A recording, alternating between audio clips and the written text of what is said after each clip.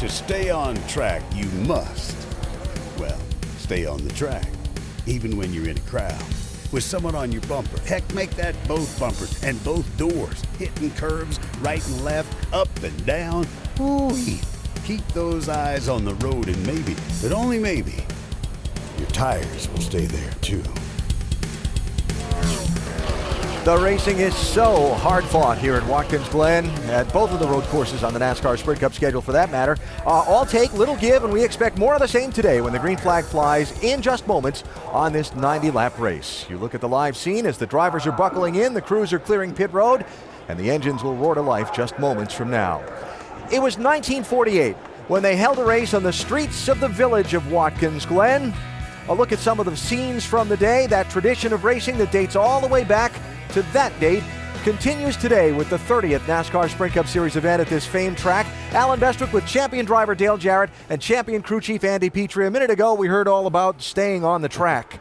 It sounds so simple. Why isn't it? Yeah, it sounds simple. There's a lot of asphalt around here to stay on, but it's so difficult for these drivers. They have so many things going on here today. You know, it's not your normal day of just driving into the corner, slowing down, maybe using a little brake. Here, you're on the brakes hard. You've got to downshift a couple of times. You have to upshift. You've got drivers on your bumpers trying to outbrake you into the corner. You're trying to look ahead and outbrake someone else. Just a lot happening. Yet they put grass in crazy places too. Yeah, and all these passing zones that we're seeing, there are opportunities to try to take advantage of somebody, and it's a narrow part of the track. It's always where the track is getting narrower, and that's why you see people running into each other, and it takes that give and take. These races get kind of physical. We see tempers boil. More of that today. Yeah, I think definitely going to see it. It's not if we're going to see it, it's when it's going to happen. How late into this race are you going to see these moves start escalating and some of the intensity coming up? And there'll be a steady stream of cars onto pit road throughout the race as well. Oh, yeah, you want to be first in, first out of the pits. That's one of the big parts of road course racing is strategy. Yeah, and the driver's just going to have to do their part to stay on track so you can stay on that strategy. So with all the strategy, the hard-fought racing, there's the championship picture as well. 5 races still to chase, and what could be a huge win for somebody is out there for the taking. Let's find out who wins starting now. Race fans, it is time for those most famous words in motorsports. Here to give the command, please welcome your Grand Marshal, retired Major League catcher and Golden Glove winner, Kurt Manwaring. Gentlemen, start your engines! You know, before we bid on pit stop before leaving. Right there, you know, sounds good. Kind of a tall gear. And they're wanting us to crank them up. This connector right here, Bill, make sure it's real tight.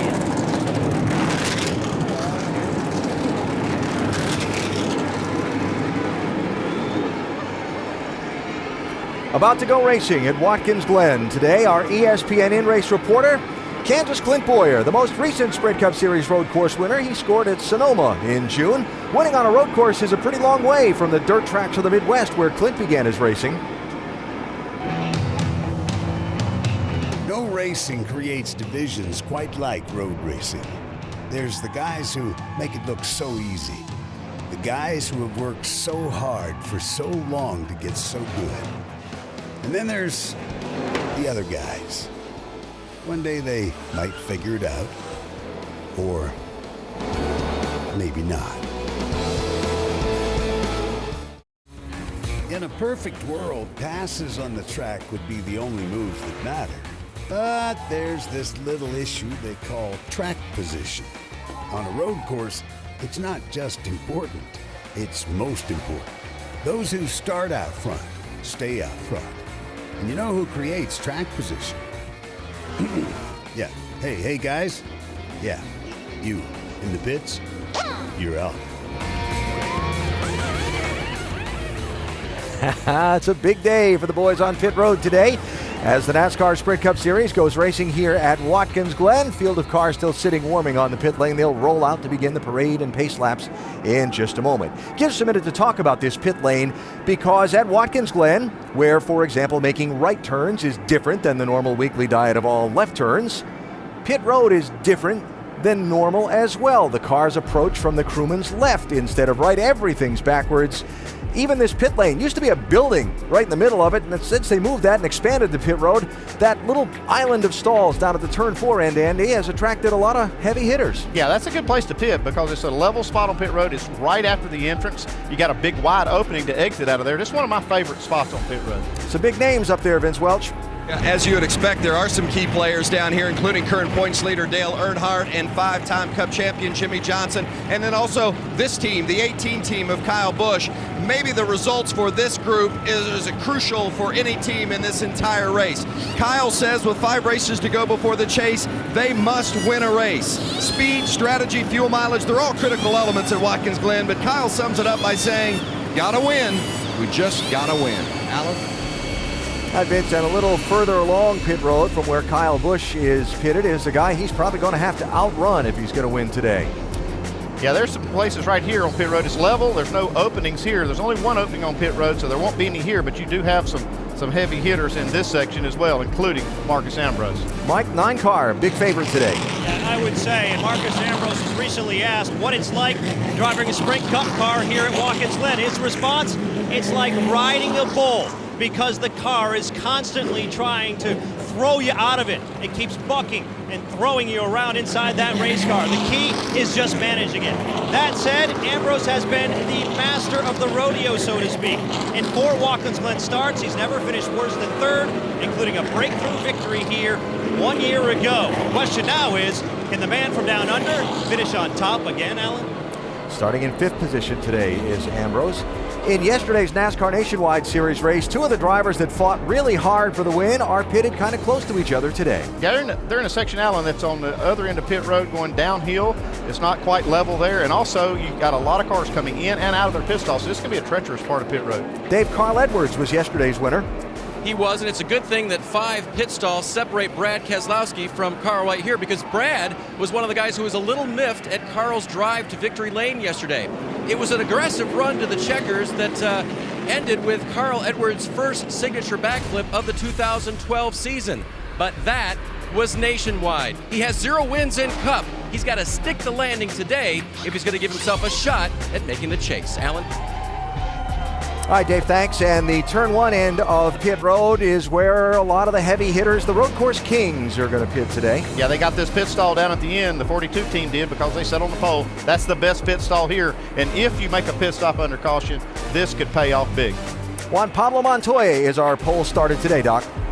And folks, what do you think of when you hear the phrase, do you believe in miracles? Well, of course, 1980 U.S. Olympic men's hockey team that pulled off the unthinkable miracle on ice not far from where we are today over in Lake Placid, New York. But that's also the phrase that Juan Pablo Montoya and his team have been using all day. You see, they believe they can win this race today and get another win the next 2 or 3 weeks, maybe at Michigan or Richmond, and suddenly ease their way into the chase via the back door. And Alan Bessick, if they do that, that will be a miracle on asphalt worth watching. All right, Doc. We'll keep an eye on Juan Pablo Montoya today from that pole starting position in number 1 pit stall. In-race reporter today is Clint Boyer, starting in the 8th position. Let's talk to him. Hey, Clint, Dale Jarrett, the ESPN. You with us? I got it, bud.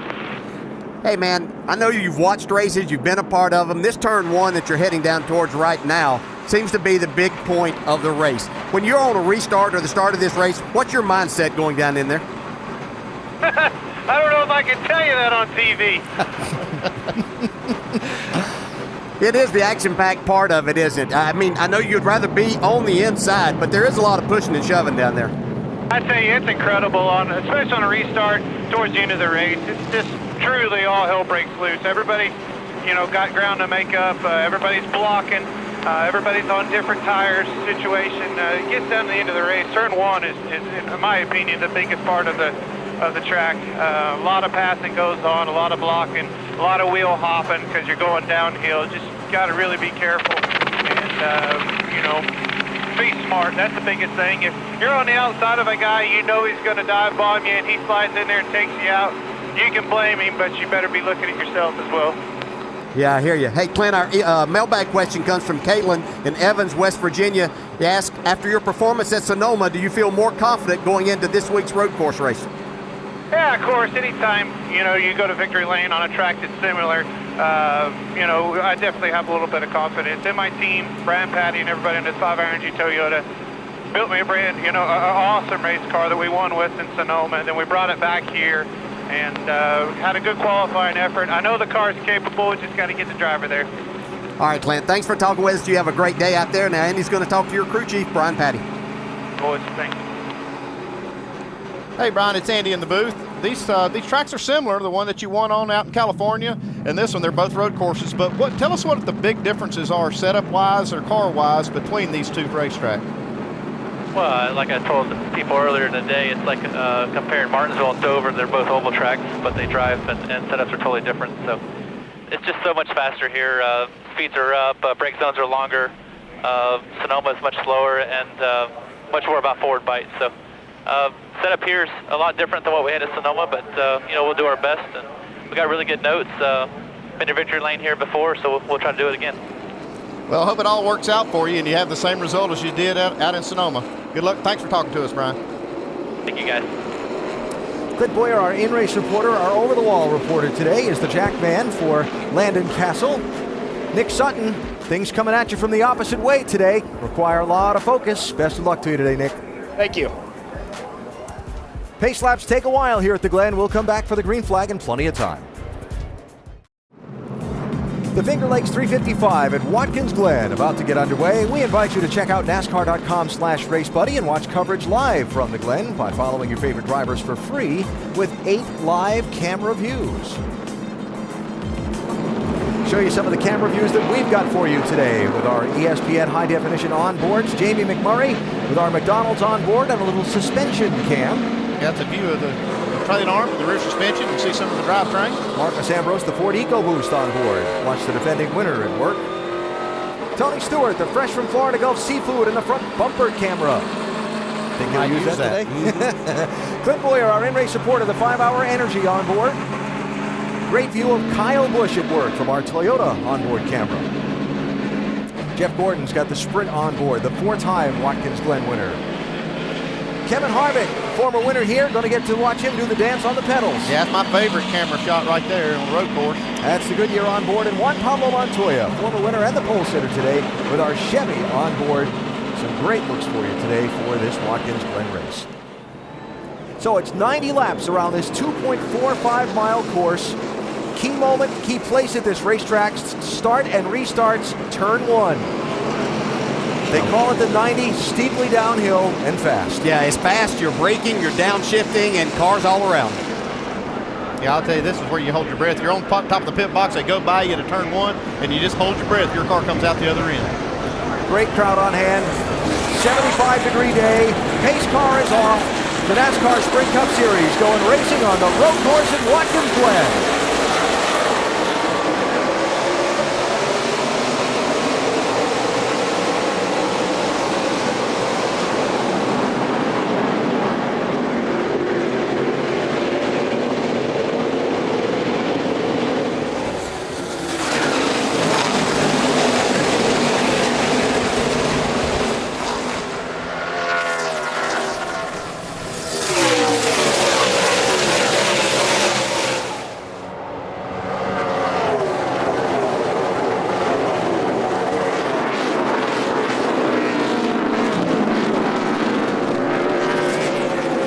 Interloop for the first time. Another one of those great passing opportunities, but great trouble opportunities. Yeah, there's a lot of risk and reward in trying to outbrake someone into that interloop part. Kyle Busch wasted no time getting himself off to a good start here. And one thing I did see there is a lot of give and take getting into turn 1 and up into the interloop.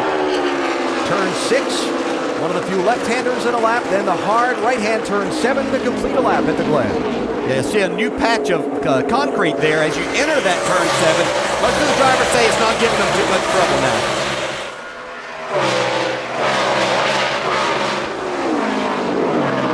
Here comes Marcus Ambrose, going to jump out of line, try and get a spot on Ryan Newman. Ambrose in the 9. He makes that look so easy the way he does that, but I'll tell you, it takes a lot of skill and technique. It does, and he passes more cars here than anyone else I've ever seen race it on this road course. It doesn't matter where he starts, he just finds a way at these high braking areas in particular, make it look easy and make the pass. Brian Vickers came down pit road. first time by and has gone back into the garage. Follow up on that in a minute. Second, third, and fourth, Montoya 42, Keselowski 2, Jimmy Johnson 48. Yeah, Johnson's looked twice there to the inner loop to the right side of the two-car Brad Keselowski, but I'm not sure he's doing that or just blocking behind him more because he really hasn't been close enough to make a pass.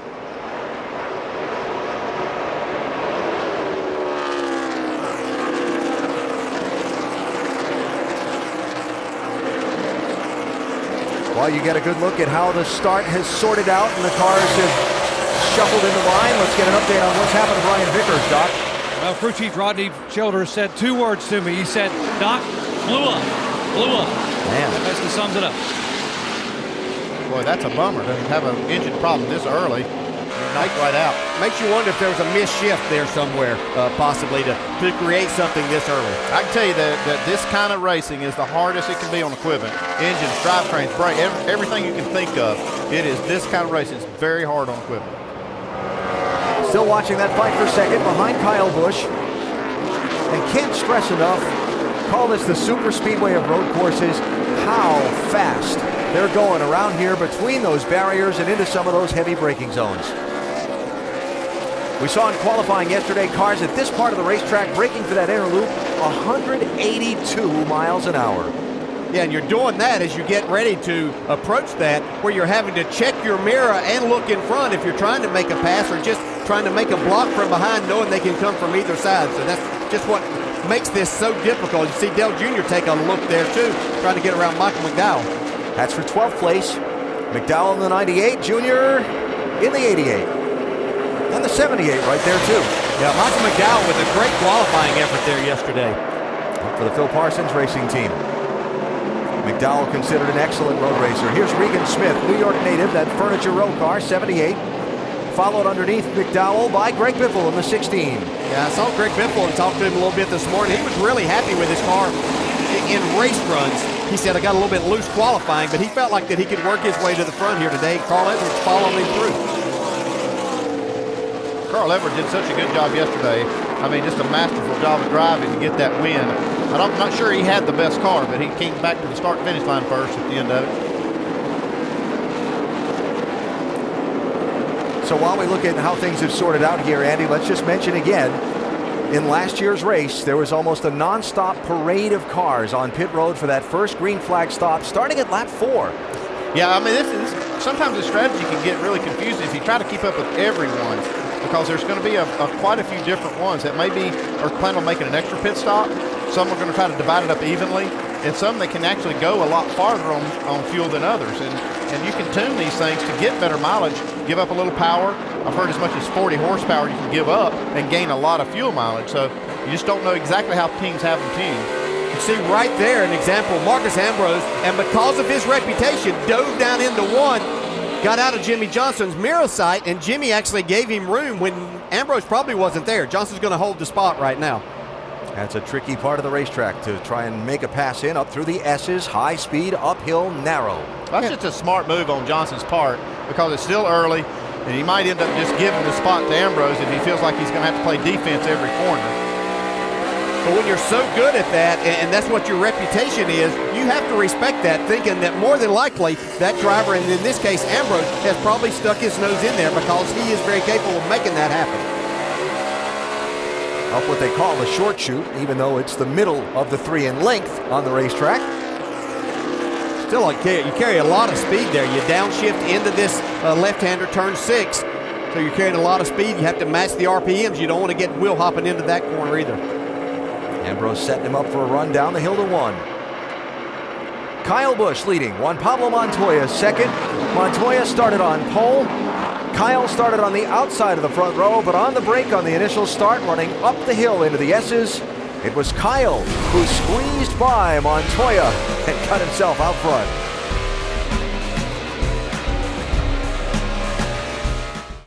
Of the top 4 qualifiers, which driver do you think will take first within that group? Text FAST to 34763 or go to attfastestdriver.com to play. You could have a chance to win 4 Gs by playing along in today's AT&T Fastest Driver Challenge. Every week, you'll have the chance to make your pick and see where you stand against the rest. Juan Pablo Montoya standing on the gas, trying to chase down Kyle Busch for the lead. There's the gap to Brad Keselowski, 3rd.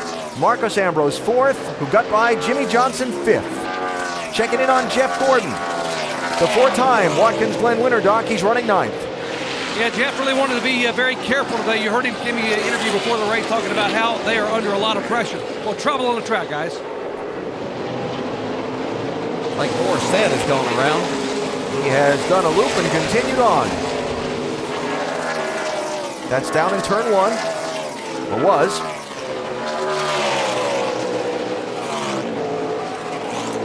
And a lot of times when somebody gets off in turn 1, it means one of 2 things. They wheel hopped it into the corner, or somebody tried to make a move to the inside and forced them offline. Looks like it was the latter, Alan. Got a little help. 34 car of David Reagan. Pretty good save, though. Got a lot of area over there to save the car. They've done away with all the gravel that they used to have over the years, and now they can just use that asphalt to stay out of trouble, get back out on the track, and not bring out a caution. That's what we had there. Okay, we not so rudely interrupted Doc's report on Jeff Gordon. Doc, want to resume that? That was Boris Center did that, by the way. Anyway, Jeff Gordon has his hands full right now. Why don't we listen in? Loose in, tight in the middle, loose off. Step 1. Terrible off the carousel. I mean, just pathetic. Yeah, we see him. And Jeff actually now saying in the radio the car is really, really loose off, trying to hang on. Although Jeff Gordon is a 4-time winner here, he has not had a top 10 finish at Watkins Glen the last 5 times he's been here. He knows they need a top 5 today to try to hang on to that wild card spot for the chase. That's the area right there he's talking about that he's terrible. He has turn 5. You'll hear it called the carousel a lot. See Tony Stewart there making a pass on his teammate. But that is an area, that hard right, you're coming out of there, you need to put down a lot of power getting out of there. And if you're not handling there, you're going to get past a lot up to turn 6. Yeah, that's one of the places you really got to carry speed. You got to carry a lot of throttle and use that part of the track on the exit to catch the car. You see him go over that curb a lot, carrying a lot of speed, and you got to be good there. So Tony Stewart, with that pass on Ryan Newman, moves up to 6th. Newman back to 7th. Gordon running 8th with Clint Boyer and Mark Truex Jr. right there in that group. Stewart, a 5-time winner here, Doc, has moved up a little bit. Yeah, he has moved up, but he's got an issue here. And I want to ask our crew chief upstairs what he thinks. Now, what Tony Stewart just told Steve Addington a moment ago was, hey, Steve, I'm tight to the left. I am loose to the right. You got me? Tight left, loose right. Andy, how do you fix that?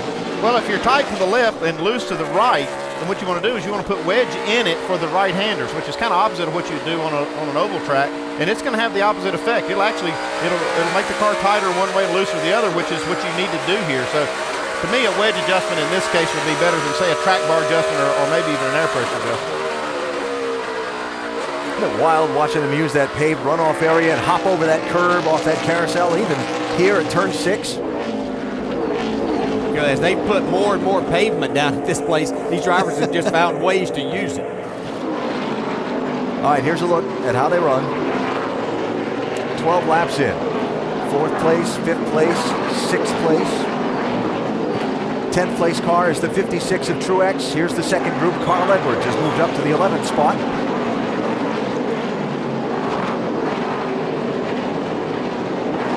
And here is 20th place, Matt Kenseth at the tail end of that look. Yeah, I saw Carl Edwards there and moved up really well so far. He's made a nice run towards and making some passes, so look for him to be up in the mix most of the day as this thing tightens up towards the end. Kyle Busch has led the most laps in 2 of the last 4 Watkins Glen races. He won one of them. The other one got away. Kyle on the charge early here. Watch this car over some of the bumps as he rockets around this super speedway of road courses.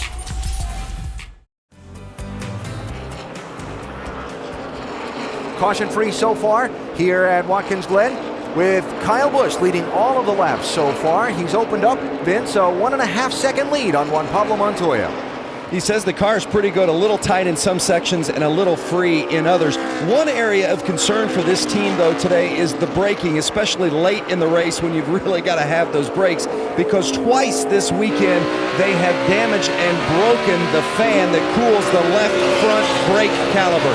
In fact, they came in this morning just before race time, and as they were going over the car and discovered it had been broken for a second time, so they had to replace it again. Now take a look, the left front of the car, watch, you can see it flex as it goes over those rumble strips, and that's where that fan ends up getting damaged, and cooling those brakes is key for success here at Watkins Glen. Okay, you know, we talked about how hard all the parts of the car get stressed so much here, and every single thing, I mean, just like that right there, going over these curves is so violent, and that's a great camera shot to show that. It happens so quickly, you don't think much of it until you can slow it down and just see just how much that stuff's moving around.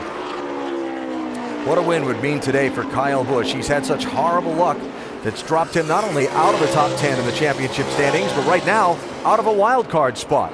A win gains him points on the other guys he's racing with a similar number of wins, and also bumps him back up over Jeff Gordon in those standings. Jimmy Johnson running in 5th position right now. Doing fine, bud. We're running probably about a half a second to 6/10 off the leaders right there, but plenty fast enough to stay in the top 10. You're doing good. Remember, man, we got to get everything we can. I know you're trying, but in order for this deal to work out, we got to try to be a little faster. Here we go, man. So in order for this deal to work out, comes back to my interpretation, strategy. When you're going to make your pit stops and where you're going to come back onto the track in relation to other people. Yeah, I'm just trying to think if maybe he might be thinking about a strategy where they make an extra pit stop and they need to run faster. I'm trying to interpret that, but he's still out on the track at 16 laps. I'm not sure exactly what strategy they're dealing with. Speaking of strategy, first move to pit road among the leaders is Ryan Newman's, Doc. Yeah, first volley in the fuel mileage game being fired by Tony Gibson. Now it's going to be a 3 fuel stop race for these guys. Making it in 2 would be close, very, very close. 4 tires. Remember, Ryan Newman's never won on a road course. 16 wins, but never on a road course. 4 tires, no changes. Their next stop window around lap 34 to 37. It's Michael McDowell also on the pit lane, making his first stop in the 98 car. All right, Andy, 39 cars made a move. There goes McDowell off the pit lane. Well, everybody's got a planned strategy. They're not going to probably react off of somebody else making a pit stop. They know what they can do and what they can't do. If they can split it up and make it on 2 stops, that's probably what they're going to do. If they don't think they can, or if they think it's an advantage to having fresher tires and making that extra stop, that's what they'll do too. Now, kind of what I interpret from that 48 radio is maybe they're going to try to make that extra stop and try to use speed to their advantage and have better tires in the car. Marcus Ambrose was able to make that work for them last year in making those three stops.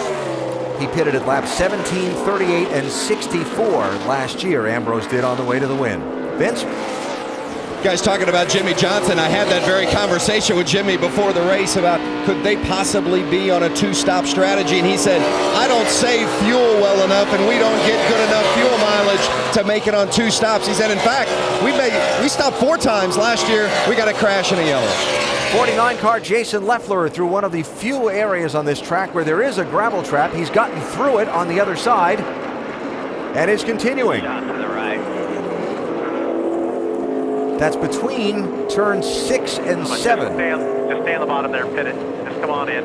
He did a good job right there not to pull out on the track. A lot of times they bring the rocks out. And that will bring out a caution. He just basically lost the brakes, got in there too hot. Made something happen. Powered his way through it. Vince, Jimmy Johnson. Jimmy says it's loose off turn 6 and loose off the Essence as well. Obviously, you see a 4-tire change, making an air pressure adjustment as well on the 48. Sunoco fuel topping it off for the Lowe's 48.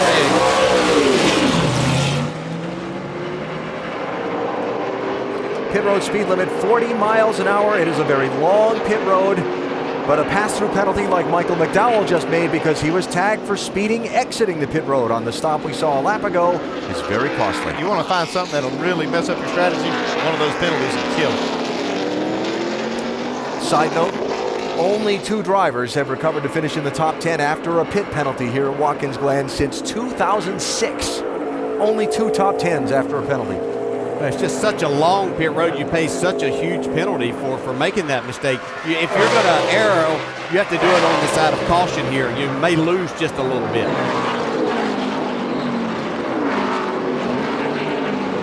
There's fourth place Ambrose and a good gap back to this race for fifth with Tony Stewart and Jeff Gordon, the lap car of David Reagan. Between them, Reagan pitted after the contact he had with Boris Said. Earlier, they had some left front fender damage they needed to pull out.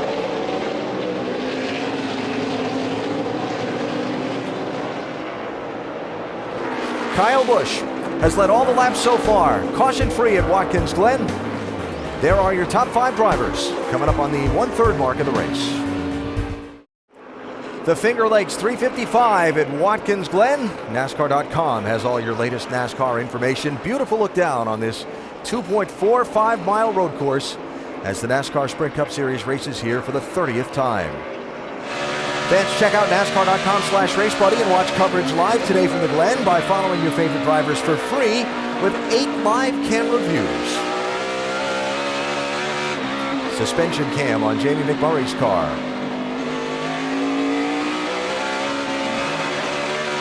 Marcos Ambrose and Bobby Labonte made green flag pit stops during the break. That is Stephen Light in the 33 pulling out the black car while Jeff Gordon rolls down to the attention of his crew, Doc. Yeah, the 4-time champion and 4-time Watkins Glen winner. You heard him on the radio talking about how loose the car was, particularly from the center of the turn off. They're going to take air out of the tires and go down on the track bar. Outside tires on, come around to the inside. And there is the track bar adjustment as they top it off with Sunoco. Mike. Kevin Harvick saying he's tight to the left in the S's. They're going to change the air pressure back to the settings they had in practice. A 4-tire change, he's away. 36 car of Dave Blaney is the white car following Kevin Harvick down the pit lane also. Harvick, former winner here. Certainly could use something good to happen because it has been not as good a performing as we expected stretch for Harvick in that 29. Here's Brad Keselowski. Dave? Brad has said that this car is tight all the way through this course today. It will not turn for him, even though he's been running up in the top 5. A good run for him so far. They're going to make looks like a wedge adjustment for him, full of Sunoco fuel, slight air pressure adjustment as well. The 5 of Casey Kane is on pit road as well. Casey's biggest problem is his air conditioning unit began smoking. It was filling his helmet with smoke, so he disconnected it entirely. His car also won't turn, so they'll make a 4-tire stop. They'll make a track bar adjustment on the 5. That can't be a comfortable feeling. Smoke. No, not smoke coming in there. When they just stop working is enough, but then whenever they're putting out some smoke, that's very distracting. Aric Almirola in, Mike. 4 tires and make an air pressure adjustment, trying to get him a little bit more grip than he desperately needs. Almirola away.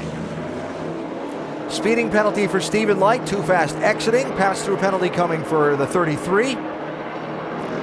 And still waiting to see most of the front runners make their opening pit stops, including that man Kyle Busch, who's led every lap of the race so far.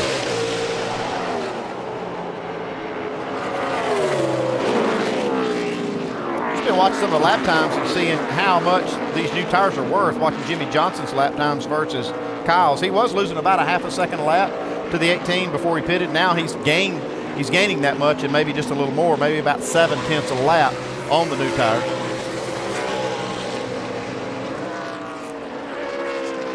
So going back to that conversation when the 48 made the pit stop about maybe being a 3-stop race and some other people trying to 2-stop it.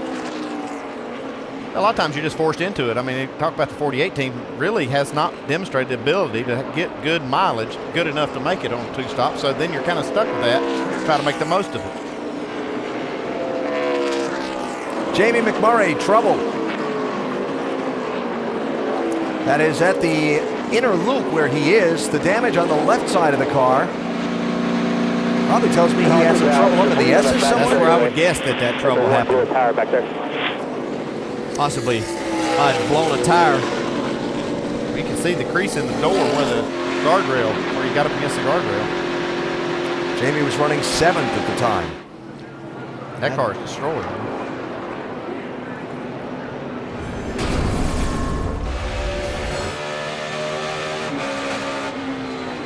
By 2. There's nowhere good for that tire to blow, but that's one of the worst spots. We're just wrecked.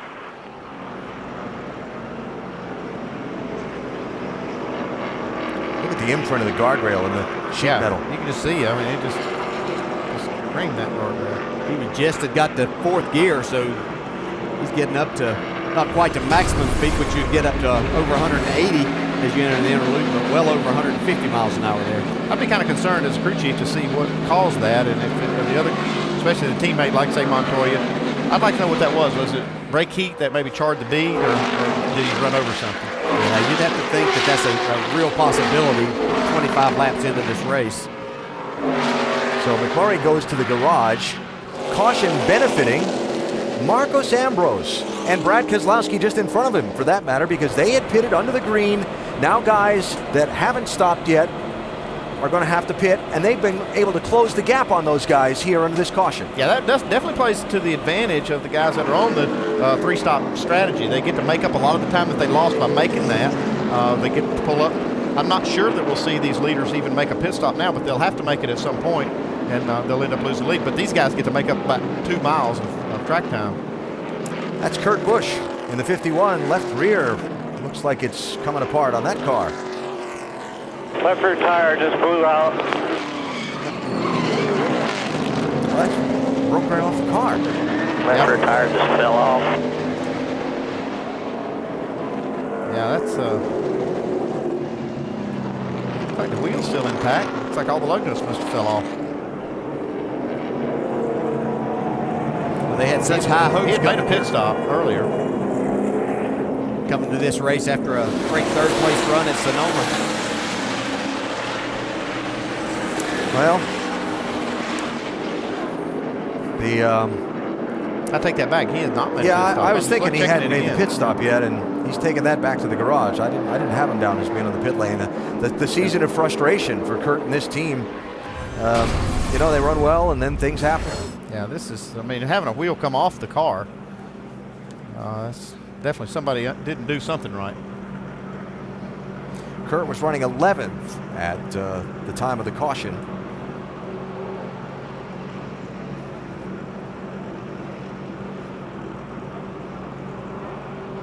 Oh, that's bizarre. Yep, see all the wheel spacers flying off of it. Thought coming into this weekend that besides the Talladega race, Kurt is such a good road racer, this might be the best chance that team had to try and slide into victory lane. Yeah, a lot of high hopes, and they were really needing that, trying to attract a sponsor for that race team. You know, they've had a lot of good runs, but just really not a lot to show for that, unfortunately. All right, bud, let me give you a rundown. We're going to pit a couple laps earlier than I wanted to, but I think with cautions and our fuel mileage, we'll still make it. A lot of guys have pitted 10 laps ago, so they're obviously going to be in front of you. They're running the same speed as you on stickers as you are on 25-lap old tires. Stay patient. Keep doing what you're doing. You look great out there. Oh, he did a good selling job there. I was checking some of the lap times. I think they were a little bit quicker than that, but yeah, this is it's one of those things that, as your strategy, you wanted to pit a little later and do it under green before the caution came out. Now they're kind of forced into it, making it a little bit early. But they're going to give up a lot of track time to a lot of cars. I think Brad Keselowski is one of those that gets good enough mileage that he is the one that's going to take the most advantage here. I think he still only has to make one more stop. I think there's quite a few other cars that pitted under green that will have to make 2 more stops. Brad is the highest running car that already made the green flag pit stop. And by the way, you heard Kyle Busch already shutting it off and saving fuel there while we were hearing that radio communication and listening to the onboard camera. I certainly agree with the crew chief on one thing. He's doing a great job of driving the car. I mean, he jumped out there from the start and got himself in the clean air and making it all work. Pit road open for the lead lap cars. Kyle Busch is going to hit quickly, Vince. Well, they want Kyle to stop short in his box so he has plenty of room on exit. He actually went a little too deep. No changes to the car, chassis or air pressure, just 4 fresh Goodyear tires. Mike? Clint Boyer saying he's tight in the bus stop, but does not want to be any more free than he already is, so there will be no chassis changes, just 4 tires and fuel for Boyer. Meanwhile, the 56 is in. He's looking for overall grip. He'll make an air pressure adjustment and 4 tires for Truex. Jock? Tony Stewart says, I'm really loose to the right-hand turns. Chassis adjustment, 4 tires for the 14 car. In front of him, Juan Pablo Montoya. Loose in, loose off. Air pressure on both rear tires. Here comes Busch. Montoya leaving him. Montoya will beat Kyle Busch. Then Tony Stewart. Then Truex off pit road. Was that what we were talking about that number 1 pit stall? Yes, sir. It's worth a lot under caution. But he got that pit stall because he earned it. He did earn it. He won the pole position, gets the lead off the pit road. Now all of these cars are going to be behind the people who pitted under green and stayed on track under this yellow. We'll reset the restart order and watch that crazy charge into turn 1. Watkins Glen International just about to the 1/3 mark of today's 90-lap NASCAR Sprint Cup Series go on this fast road course. The fastest stats are brought to you live all race long by the new Sprint Direct Connect, part of the fastest push-to-talk experience. Upgrade to the new Dun. Kyle Busch, no surprise, has been the fastest of the pack. He's led all of the laps under green until that caution flag pit stop. And the fastest 4-tire pit stop so far has been done by Kevin Harvick's team, with nice work by them. The fastest stats brought to you by the new Sprint Direct Connect. Upgrade to the new Dun. Find out more at sprint.com/speed and get done.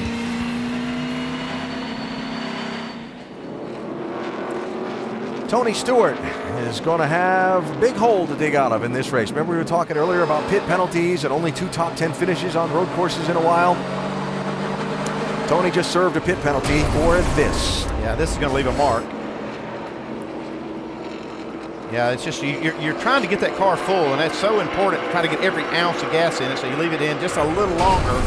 But these cans are really hard to disconnect if they're on an angle. Well, we've battled from the back before. We know how to do it, so we've got plenty of time. Well, there's no better driver making passes and getting it done around here. He's won 5 times, so he'll have to use all those skills to make it happen today. Tony was 3rd just before that pit stop, removing equipment from the pit box, not allowed. And maybe a part of that also is that whole backwards thing, too. It is. Yeah. Joey Logano's been on pit road forever during this caution, Mike. Well, Alan, you remember at the top of the show how I said Marcos Ambrose equates driving a Sprint Cup car here to riding a bull? Well, Joey Logano's getting a first-hand experience. The car's hopping around so much, they thought they had a broken right rear shock. They came down pit road, they replaced it. Didn't feel like that corrected it. They came back down. Jason Shapiro went under the car to look to see what was wrong. They haven't found out just yet, but obviously they're trying to sort through it, Alan. All right, Mike, thanks. Joey was 16th before the caution. He's going to be all the way back at the end of the lead lap, probably somewhere around 34th in line. So, all these cars up the front did not pit under the caution flag.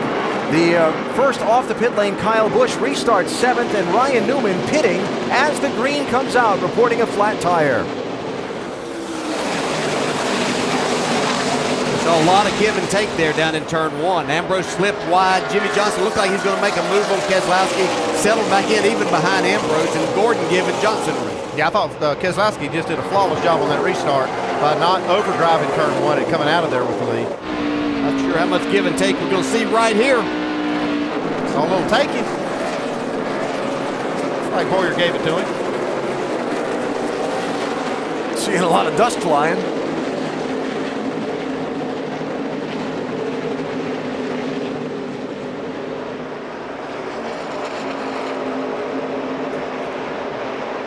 I say that I think I said Kyle Busch was first off the pit lane a minute ago. I meant Montoya, who edged him at that line like we saw.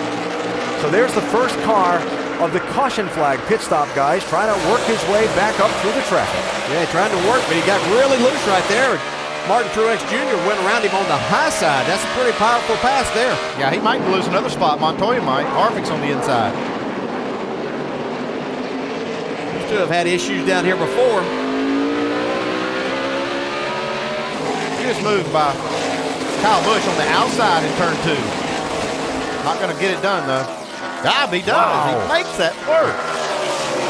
That is incredible. We saw Carl Edwards do that to take the lead, actually, yesterday and go on to win the nationwide race, but that's pretty strong in one of these Sprint Cup cars. 180 miles an hour to the heavy braking zone at the inner loop. While we watch this on the track, we saw Kurt Busch go to the garage a minute ago, Dave.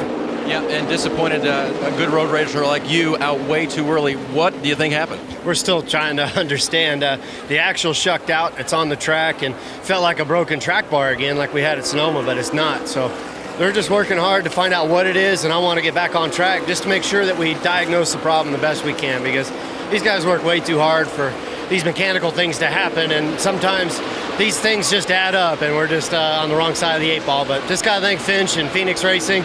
The Chevy, we were coming to the front. We were catching those guys to be on that strategy, and just to pit twice today, similar to Sonoma, but it didn't turn out. Thanks, Kurt. And Dave, while we were talking to Kurt, Juan Pablo Montoya slowed from 6th position. Something wrong with the pole-sitting car, the 42.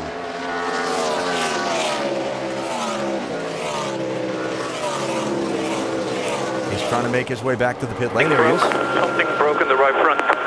Something broke in the right front.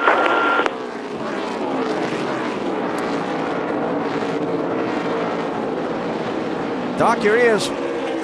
Yeah, after the pit stop, Alan, he went out and said the car just got very, very tight, and suddenly it wouldn't turn at all. Said something's got to be broken in the right front. They're going to come down and jack it up. Actually, they talked about raising the hood and taking a look. Yeah, Doc, I think they're going to find it's the left front. Yeah, it is the left front. He said right front a moment ago, but they're going to look in the left front. And Andy, never a good sign, because the driver goes out immediately, DJ, and they know when you break something, the thing won't turn when it has to on a road course, right there. Yeah, what happened, it looks like it may have been a lower control arm that has broken. It's one of the control arms, and like I said, it's just hitting these curbs. Everything about this style of racing is so hard on the car. Right there it is. Something broke. Something broke in the right front. Something broke in the right front. And Doc, hidden from you because it was on the opposite side of the car. When he came to a stop in the pit box, that left front tire was just wobbling like that. So yeah, it took the crew a second to try to find it. They were looking on the right front, 'cause that's where he said, but it was actually the left front. And as you were saying, these cars take so much abuse with these drivers running over these curbings and everything that they're doing, but they make these parts so light now to try to get a lot of weight ballast in the cars and everything. So it's just amazing they hold up as well as they do. Yeah, it's a double-edged sword. You try to build everything as light as you can for speed, but then you still have to have durability, because these drivers are gonna venture off the racetrack onto these curves. the car count in the garage is growing. Montoya's headed there, Dave, and Logano's there now. Yeah, we'll get with Juan in just a few minutes. But parts ripped off of Joey Logano's car. Joey, do you know what and where yet? Yeah, well, I felt it about 10 laps before that caution. I felt it start bouncing really hard in the rear.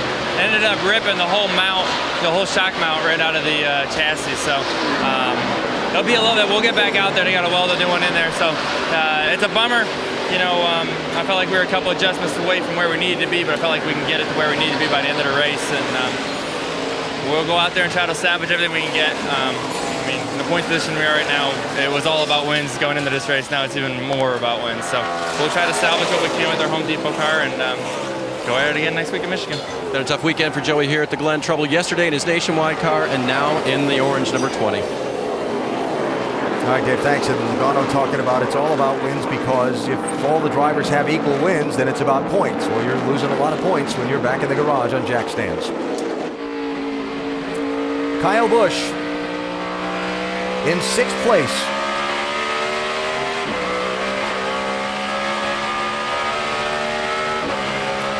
Check that, he moved up to 5th, and he's trying to get 4th from Jeff Gordon. There are the top 3. Okay, I had that backwards.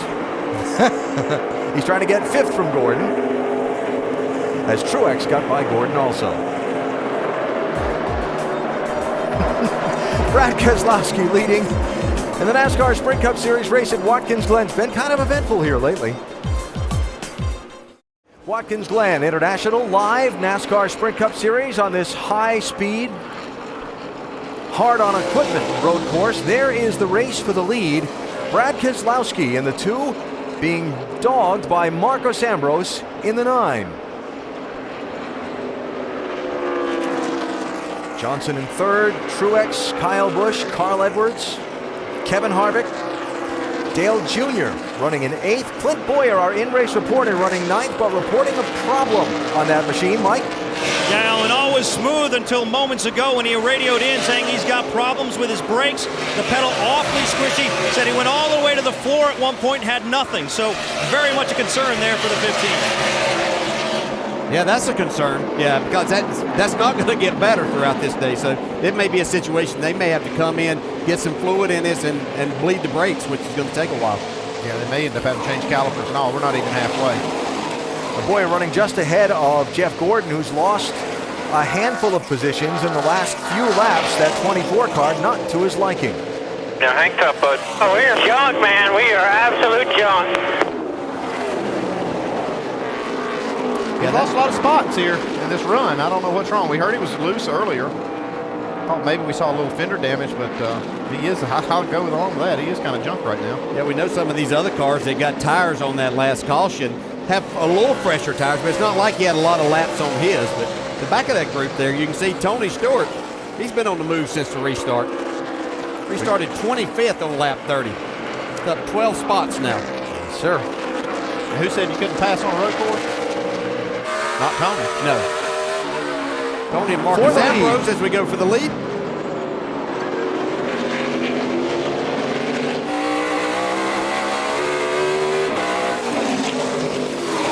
What a surprise. Marcus Ambrose is leading at Watkins Glen.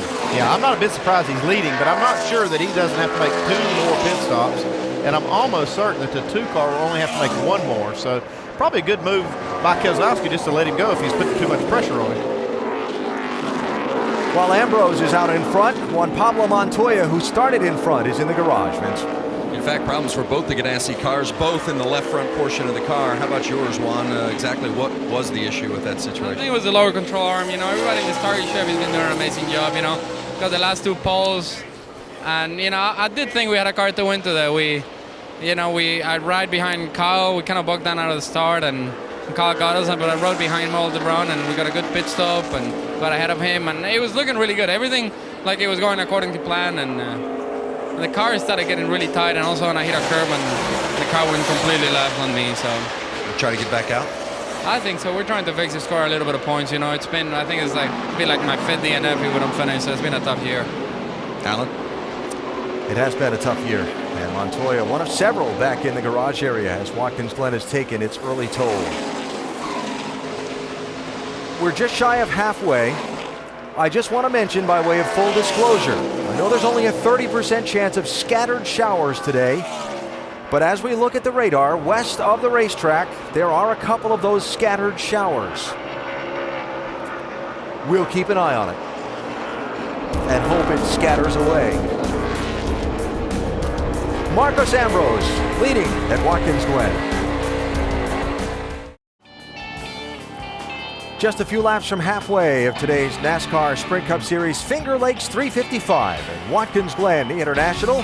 The race being led by the defending winner, Marcus Ambrose, who is out in front after passing Brad Keselowski a minute ago. Let's reset where we are with our Fresh Off the Wire served by KFC. Kyle Busch led the opening run of the race after getting the jump on Marcus Ambrose from the initial start. Then Ambrose and Keselowski had pitted under green. Kyle had not. Caution came out. Kyle pitted under the yellow. That's what's put him back behind them. A number of drivers in the garage with mechanical problems and the championship standings. Dale Earnhardt Jr. running 8th in the race at the moment. Matt Kenseth running 16th, but Jimmy Johnson running 3rd. So as they run, Jimmy would be 2nd in points. During the break, Jeff Gordon with a green flag pit stop. Doc? Yeah, you heard him on the radio say, hey, we are junk. And what he was referring to was we're just getting killed up off the corner. So on lap 40, a couple laps ago, Alan Gustafson decided to go ahead and bring him in.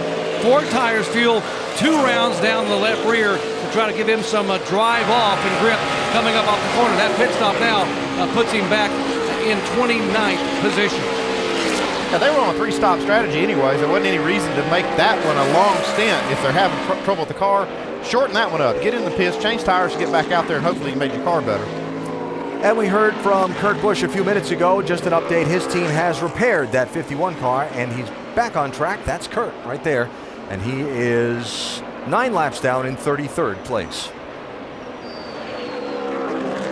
Jason Leffler's been in and out of the garage. In the garage, Juan Pablo Montoya, Michael McDowell, Joey Logano, Josh Wise, J.J. Yaley, Chris Cook, Patrick Long, and Brian Vickers went out with engine failure on the very first lap of the race.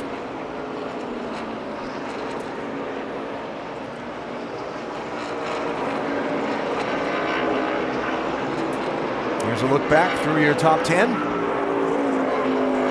Keselowski second. Johnson third. Kyle's up to fourth.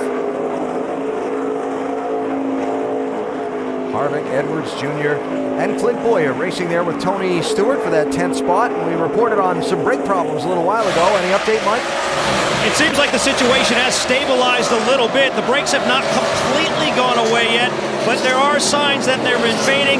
Meanwhile, Boyer just trying to keep his head up, and Brian Patty encouraging him. If you can sneak a little rear brake to it to help you out, do what you can. You're doing a really good job. Still clear by 7. Great pace. You and the 20, it's fine, dude. Just keep doing what you're doing. You're clear by 20 out back. Great pace. 12-7, same out front. I just walked up on top of the pit box and spoke with Brian Patty, asking him what he thought the problem was. His opinion is he just got them too hot. They're going to pull some tape from the brake ducting. Next pit stop, Doc. And you saw Tony Stewart make that pass. Tony has now gained 3 positions in about a lap and a half. Why? Because you heard Alan say a moment ago, and actually Steve Addington told his driver, said, hey, Tony, we got some rain about 20 minutes out, and I want to hustle a little bit. So now Tony on the move. Now hustling he has to after a penalty on his pit stop when they carried the fuel can out of the pit box that sent Tony Stewart back to 25th. He's now up to 9th spot. Well, he saddled up and rode that thing to the front, didn't he? Wow.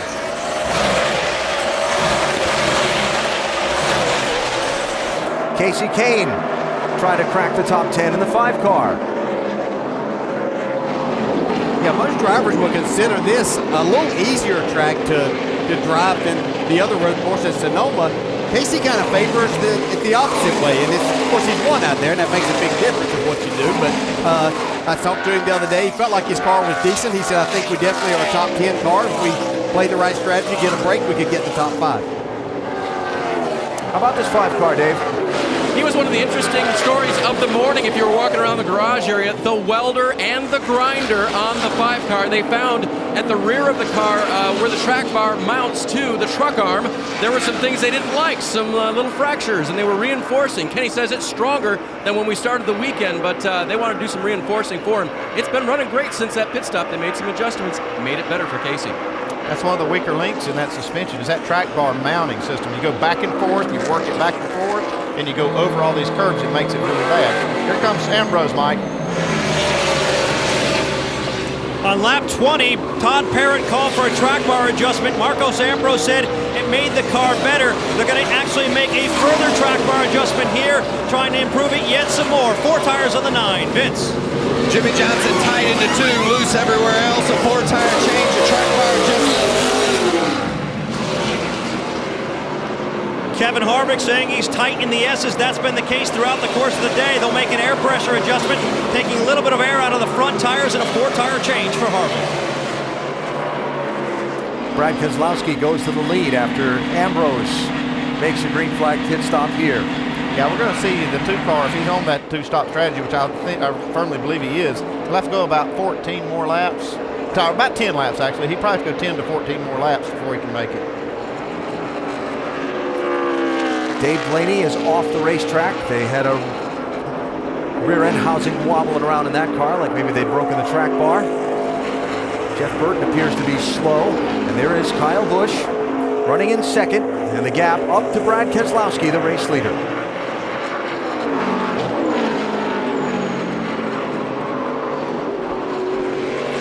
Well, strategy's being played, cards are being placed on the table, those chips are being emptied up too. What's going to be the winning strategy today at the Glen? Just past halfway at Watkins Glen for the 5-hour energy rapid recap. Look at us caught up with what's happening so far. Some pit strategy. Marcus Ambrose on the 3-stop strategy. First pitted on lap 21, came back down again on lap 47. That is different from what we're seeing from that 2 car. Yeah, there's a lot of strategy being played right now by many different teams. Nobody's the same that I'm seeing, but these guys are having good, clean pit stops. right now, Marcus Ambrose back in the 16th. Keselowski's up there leading this thing right now and looking good. Yeah, Kyle Busch was just absolutely awesome from the green flag. Led 26 laps, done a great job, has worked his way back up after his previous pit stop to second position. Not sure we can say enough about Tony Stewart. Had a removing equipment issue on the team's first pit stop. Got put back to 25th. Stewart right now is in 5th. Yeah, he is flat flying through this field. I mean, he told the team, he said, look, we've been in this position before. He said, we get ourselves back up there. Montoya was the pole sitter, had a broken control arm. He is out of the race, someone that you definitely look at when we come to these tracks. Got sat on the poles very fast, broke a lower control arm, suspension part. He is out of the race, and disappointing day for Montoya. Been a tough year. And you see Casey Kane right there. He came down pit road on lap 47, too fast entering. That's the 4th pit road penalty of the day for the entire field today. And he got lapped, but now he's got himself back in the lead lap. He just passed the leader, Brad Keselowski. A good move for Kane. Got new tires and everything. He's powered his way back up through there to keep himself on the lead lap. Tony Stewart, since 2002, 5 wins and 2 second-place finishes. But what he is doing on the track today, don't tell me you cannot pass on this track. Oh, no, don't tell me that at all, especially this guy. I'm not a betting man, but I would never, ever bet against Tony Stewart getting that race car back up to the front. I like how he's really rallying his team, saying, hey, look, we've been in this position before, guys. We made a mistake. I can get back up there. So he's not giving up the team. He's not mad. But he's got this thing up to 5th right now, so he's really rocking and rolling with this car. And how about the driver of the 22? Sam Hornish Jr. finished well in the Nationwide Series race yesterday with a top 3 finish. Right now, he's in 7th. I tell you what, he's really doing a fantastic job driving on these road courses. Roger Penske looks like he's done the right thing by keeping Hornish in this number 22 car. And Sam has never been known for to be a great road racer, but he's getting better and better. I really do think, guys, that yesterday's race in Nationwide has really helped him today. He's doing an outstanding job in this race car. He's put it up front. He's in the 7th position. He looks like he's going forward. He is tracking down Clint Boyer as we speak. Sam Hornish doing an outstanding job. Hornish about 14 seconds behind his teammate Brad Keselowski, the leader. Dave, what is the strategy of that 2 car today? And we've been talking about it all day, whether it would be 2 or 3, but Paul Wolf, the crew chief, didn't waver this morning when I asked him. He said, we'll be a 2-stop car all the way. The tire holds speed, his ability to save, and our fuel mileage is good enough. I said, what would bring you in for a 3rd? He said, just damage, and we don't expect that. So expect them to do one more time today, Nicole, maybe around lap 60 or so. Working lap 53. When will Brad Keselowski next stop? When will Kyle Busch stop? You got to comment there? Tell you, I got a comment on Roger Penske right there. Roger generally on top of the spotter stand watching everything, but right here, he's down with Paul Wolf, and Roger Penske is one of the best strategists. You watch him in IndyCar racing, he knows what he's doing. You see him right now commenting to Paul Wolf there. They're working on these fuel mileages.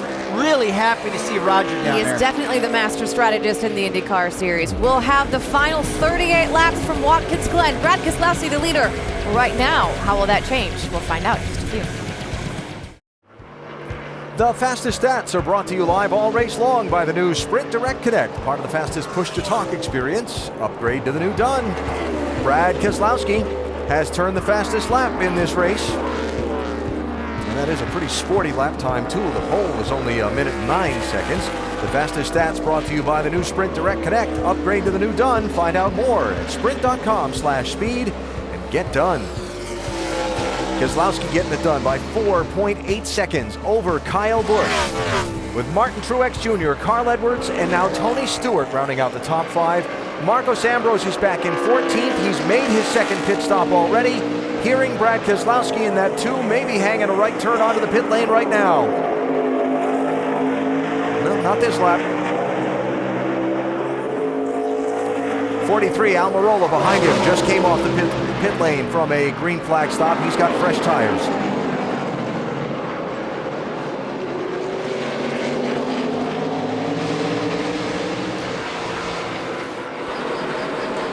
Tony Stewart. Remember that first pit stop didn't go so well. So Doc, they'll be needing to make this one clean and quick. Absolutely. Big Jeff Goose Patterson is the gas man here. And if you jerk a gasket out of his hand, you've done something. So we'll watch and see what can happen. Tony's in the car a little bit loose on the right-hand turn. they're going to be very close to making it on fuel. In fact, they may need a half a dozen yellow flag laps to be able to make it from here to checker flag. The inside tire's going out. Now Goose got the gas can in. The chassis adjustment system can is out, and the smoke is gone. All right, Doctor, while we keep an eye on the leader coming up to the opening to pit lane again, we'll tell you that Joey Logano and Juan Pablo Montoya have come back onto the track from the garage area. Jeff Burton has gone to the garage area. And here's your leader, headed for pit road. 40 miles an hour, the pit road speed limit. A penalty now would be devastating.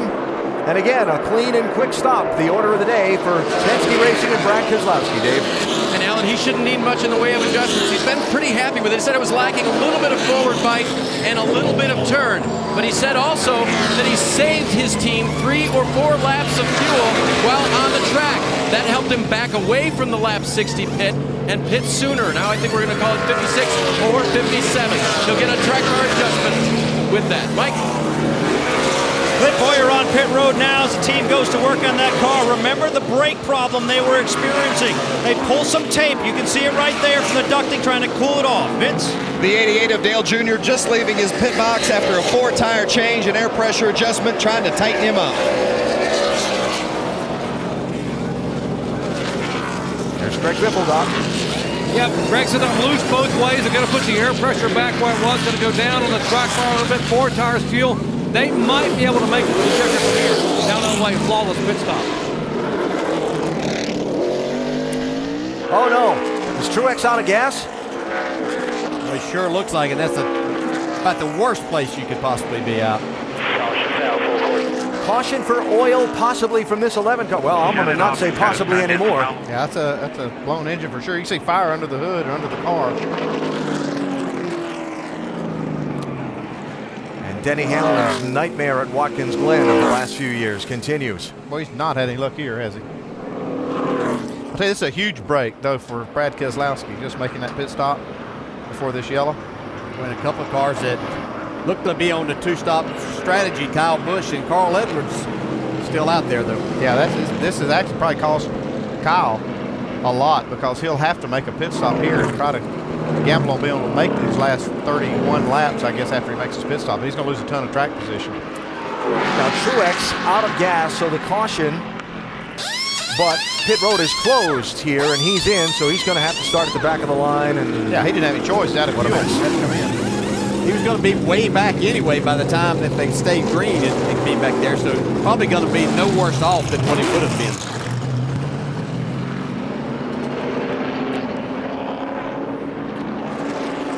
Kind of the end of a frustrating weekend for Denny Hamlin. Things didn't get started off good. Yeah, he got caught up in a wreck in practice when another car blew an engine. This is a backup car. This looks similar to another one we've seen this year from this car. Another engine failure. 6th straight finish outside of the top 30 on a road course for Denny Hamlin. That'll make you not like it. His 3rd straight here at Watkins Glen. Well, it's not that you can't drive them. When they're blowing up, there's not much you can do right. as a driver about them. Unless you're contributing to the problem. But doubt that's the case. So all the guys who hadn't pitted yet under the yellow flag, Kyle Busch, Carl Edwards, are under the green flag. Kyle Busch, Carl Edwards, Sam Hornish, Menard, and Kenseth. I have those 5 as not having stopped yet under the green. Then Marcos Ambrose is up to 6th before the yellow flag waved. And he's going to be the race leader after things cycle out. He will have to make another pit stop, though. He's on that 3 pit stop strategy. So from 6th, do you make that pit stop here? If he can make it, the reason they're on that strategy is because they probably can't get the mileage. And that would sure be a huge break for Kyle Busch and Carl Edwards. If that's the case, then they all get on this same lap strategy here, even though they'd only be 2 versus 3 stops.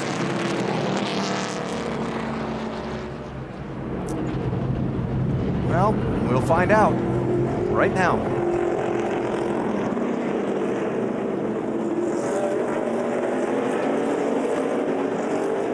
Ambrose is coming in with these other leaders. Vince? Well, Kyle Busch was just getting ready to come in when that yellow came. No changes on the car, just 4 tires and fuel. They're hoping that that yellow didn't cost them. Mike? There was some concern in the 22 camp that they might not have enough fuel to even make it down pit road. They were that close. They'll gas it up. They'll make a chassis adjustment because it's been tight, especially in the carousel, and a 4-tire change for Hornish. Dave. Carl Edwards was worried about the very same thing, whether or not he'd have fire in the hole. Right now, he does. The car is working. Wedge adjustment tight in the right-handers right now. Doc. Jeff Gordon just apologized to the crew, guys. He said, guys, I'm so sorry. I'm doing the best I can. We just don't have any grip. Allen said, we got to fix it. So they decided to come in, and they're going to add a spring rubber in the rear, top it off with fuel, Sunoco fuel, 4 tires. They got to help him get some grip getting up off the corner. He's away. You're going to see Carl Edwards. Well, he won't even show up on this because he's not in the top 10 still. He was in there forever. He had some trouble getting fire up in that car because he might have been out of fuel coasting to the pit lane. Caution out just the second time. Under caution at Watkins Glen, remind you that some more great road course racing for the NASCAR Nationwide Series next Saturday from Montreal. It's been a wild race in the entirety of its history. 2 Eastern next Saturday on ESPN. And next Sunday, back to the high-speed super speedway action at Michigan. In the Pure Michigan 400 newly paved track, little 28-car tire test. Got some problems from June sorted out. And we're looking for a great race starting next Sunday at noon Eastern time here on ESPN. Cleaning up some oil from Denny Hamlin's engine failure that put us under this caution. In the Finger Lakes 355 at Watkins Glen. And a reminder to check out NASCAR.com/RaceBuddy to watch coverage live from the Glen. Follow your favorite drivers for free with 8 live camera views. So, who was helped by the caution? Who was hurt by the caution? What's the big picture for the restart? And how wild will the Turn 1 restart get? The answers to these and other questions when we come back to Watkins Glen. They're still cleaning up. We'll take a break. Oh, the NASCAR just called 1 to go, and there's the signal out there in the inner loop. So let's do a wave off on that commercial break and get ready for the restart. Wave off and wave arounds here. Two cars taking advantage here. All right, so look at them as they come by here. Brad Keselowski, Tony Stewart. Truex is going to have to pull over and go to the back because he pitted too soon. Then you're going to have Boyer and Earnhardt Jr. as cars who did not pit under this yellow, who stopped under the green. Then you're going to have Kyle Busch right up there, along with Kenseth and Ambrose and some of these other guys who pitted under the yellow flag. Advantage, disadvantage. Dave, how about the leader's crew chief? And the leader told me this morning, we were talking about that tire holding speed. You've got a couple less laps on your tires than the other guys. Can Brad hold them off? Yeah, I think so. We've had a good Miller Lite Dodge all day. It's just, like I told you earlier, we just got to play our strategy, run our window, and we've been able to do that. And, you know, we've had a little luck on our side with the cautions falling to help us out. So I think everybody's good from here. So hopefully we can keep this thing up front and find ourselves in victory lane.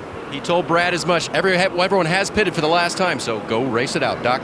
And Tony Stewart's crew chief, Steve Addington, had 4 calculators going a moment ago when I went up to talk to him. I said, who has the best calculator? He said, hopefully the guy in the car, Tony Stewart. He knows we need about 3 more laps of yellow to make it, but he's really good at saving fuel, which is what he's doing right now. We just add Greg Biffle to the list of guys who pitted under the yellow. Kyle Busch is going to be 6th on the restart. Yeah, and I'm watching this 15-car Clint Boyer. He's had brake issues. What's going to happen on this restart as they go down into turn 1?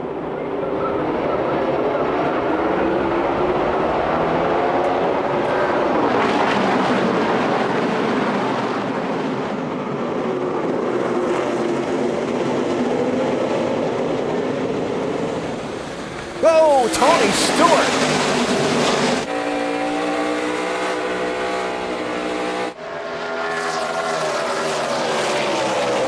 Marcus Ambrose in that 9 car knows that right now he's got to make up as much as he can with these fresh tires on this restart, get as many cars as he can to get himself back in position to win. Tony Stewart with a bold move by Clint Boyer there, getting into the inner loop.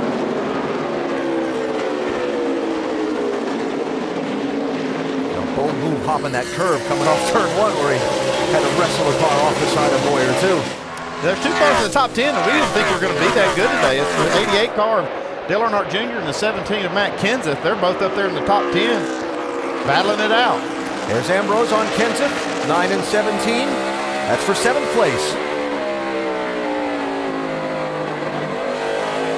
That's already 2 spots that Ambrose has made up in this first lap of green flag racing. Let's go back to Earnhardt Kenseth. Between the 2 of those, they've only got 2 top 10 finishes in the last 15 road course races.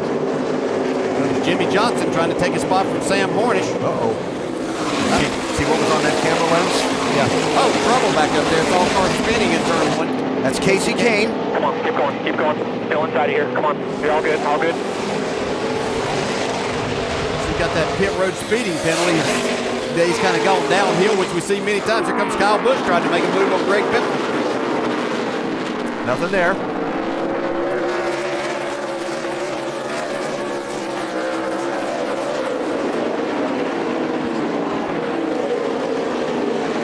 Again, I mentioned a 30% chance of a scattered shower. The forecast for the period of the race today, but there are some showers on the radar. We just keep hoping they scatter elsewhere. Marcus Ambrose after another spot. Yeah, another one of those just perfect moves that only he and a couple others can make as they go into that turn 6. Just you don't even see it. Looks like they're making a huge effort of outbreaking them, but they make it look so smooth and make the pass.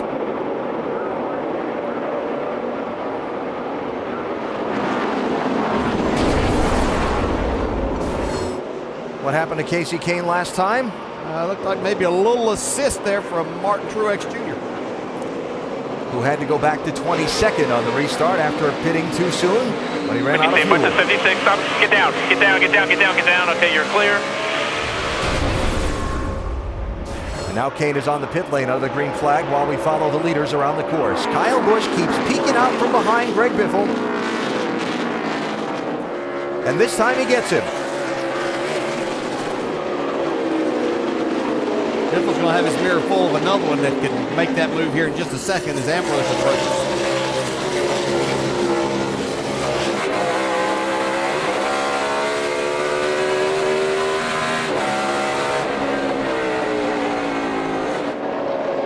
Caution out, Jason Leffler. And that's got a stream of liquid behind it, leading back up the straightaway.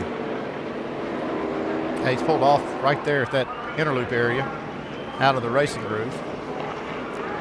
Yellow flag number 3. Who was it that just said we haven't seen the last of the yellows yet? I think it was Rusty. Was that Rusty during the commercial break talking among ourselves? Yeah. I bet this is not the last one, too.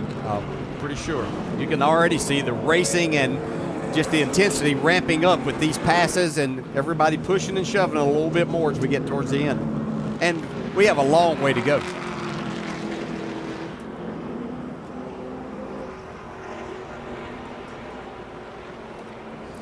So everyone's just been on pit road.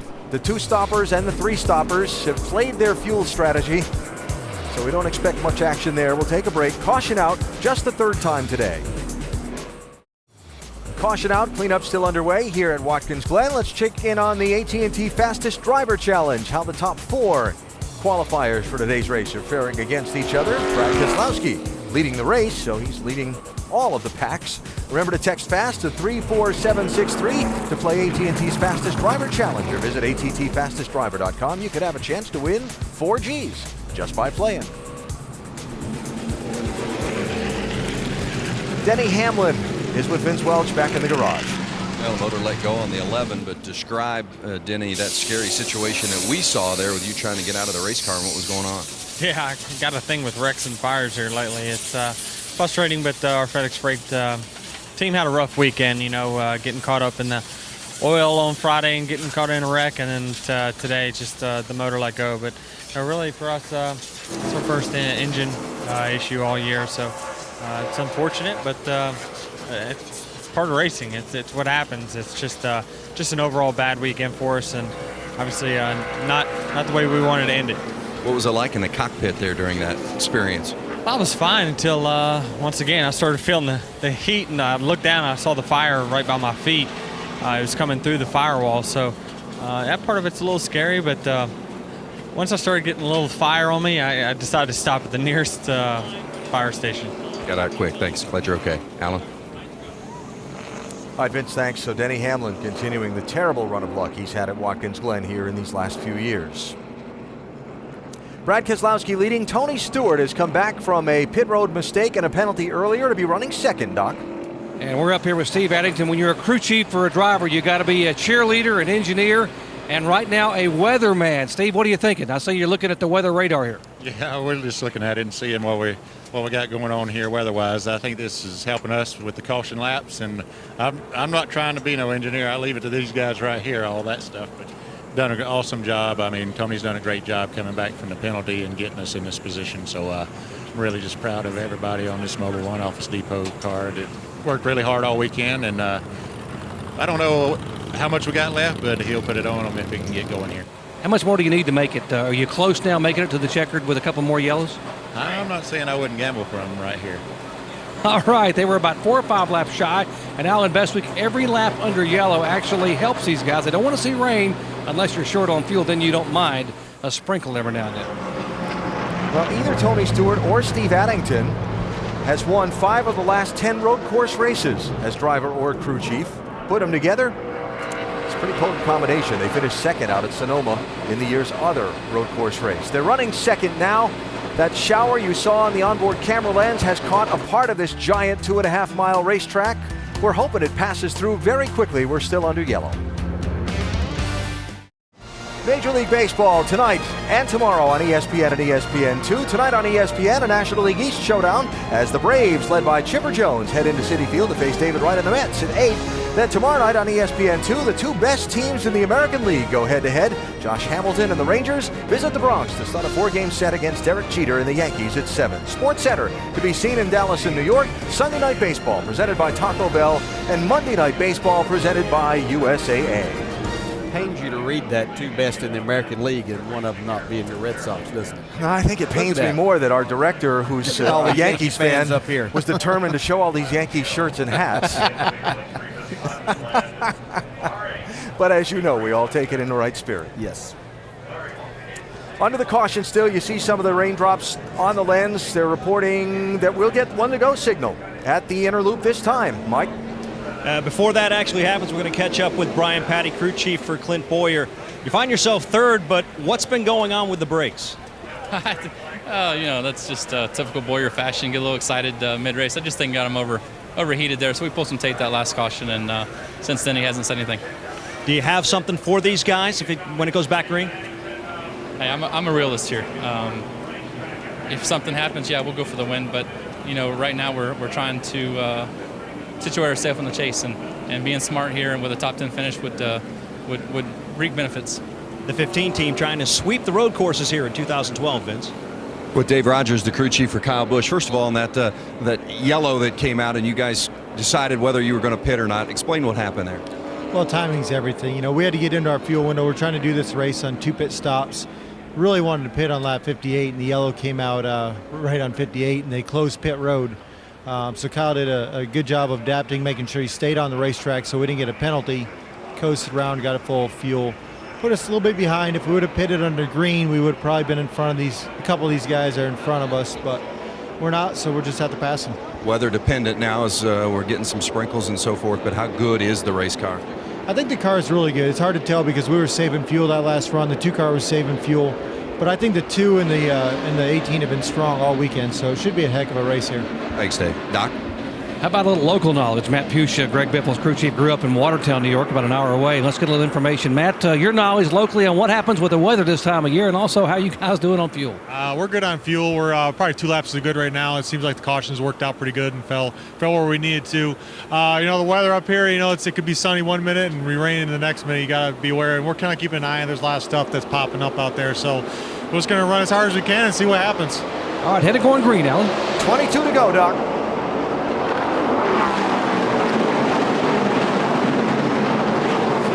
Greg Biffle, the aggressive move to the inside of Marcos Ambrose. Kyle Busch forced wide.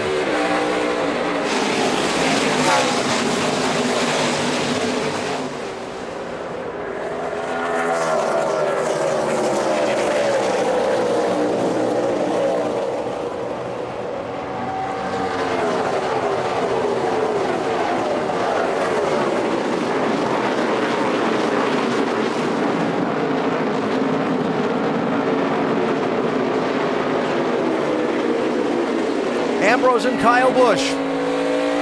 4th place.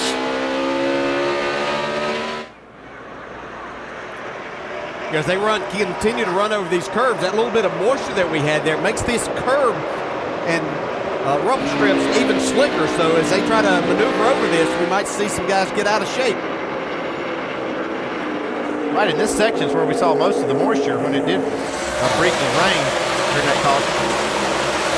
Looks like the track's good though. Those things are painted too, so that makes it even worse yet. Ambrose with the move. Big dive to the inside. He's going to try and get 2 of them at once. That's incredible. He got 2 cars in 1 corner. I think Boyer has more of a problem than what they were talking about a minute ago, because he didn't get down in that corner very hard at all. Ambrose to 3rd. Key moment right there when he passed Kyle Busch.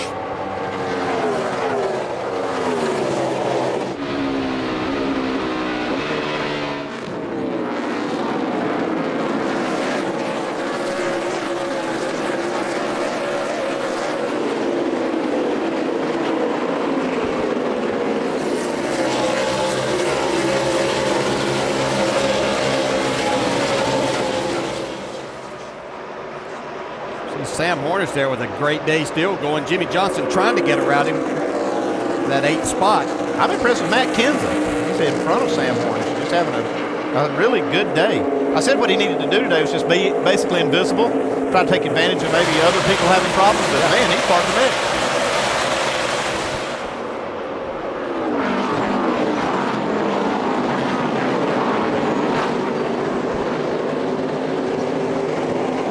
Johnson, Sam Hornish, 48-22, racing there.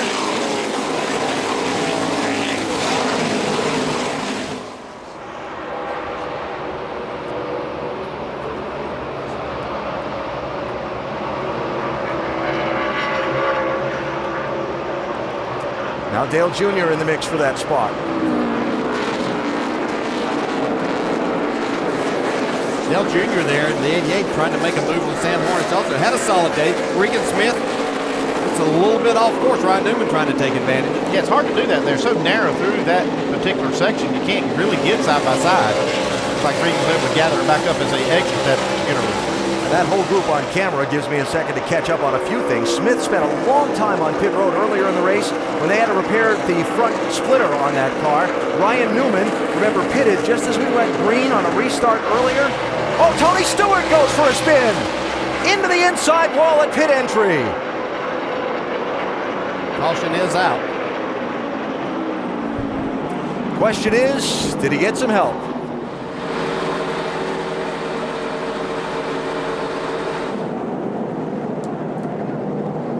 Yeah, he got a lot of damage too. Yeah, inside of the inside guardrail there, right to the entry of pit road. Was there contact before that created that situation? Get the back over here, guys. Get the back damage, get the deck lid down.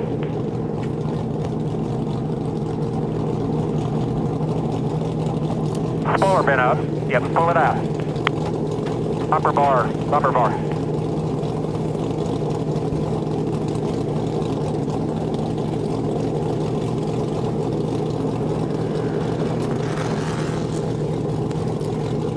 Bear bond on them. They got a lot of time. They can work on this car for a couple of minutes before the caution car gets back around. So Tony was second. Marcos Ambrose was third. Nope, he just lost it.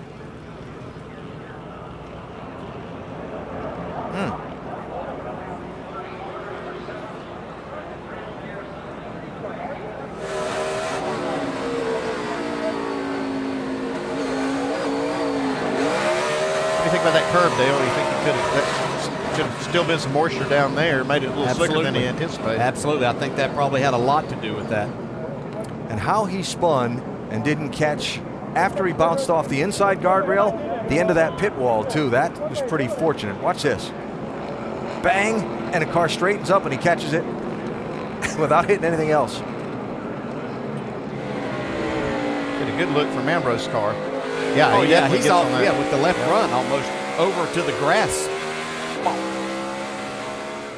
He'd been pushing pretty hard, trying to close that gap on Keselowski. I saw him up through the interloop, really kind of throwing the car around. Looked like he was trying to make up ground.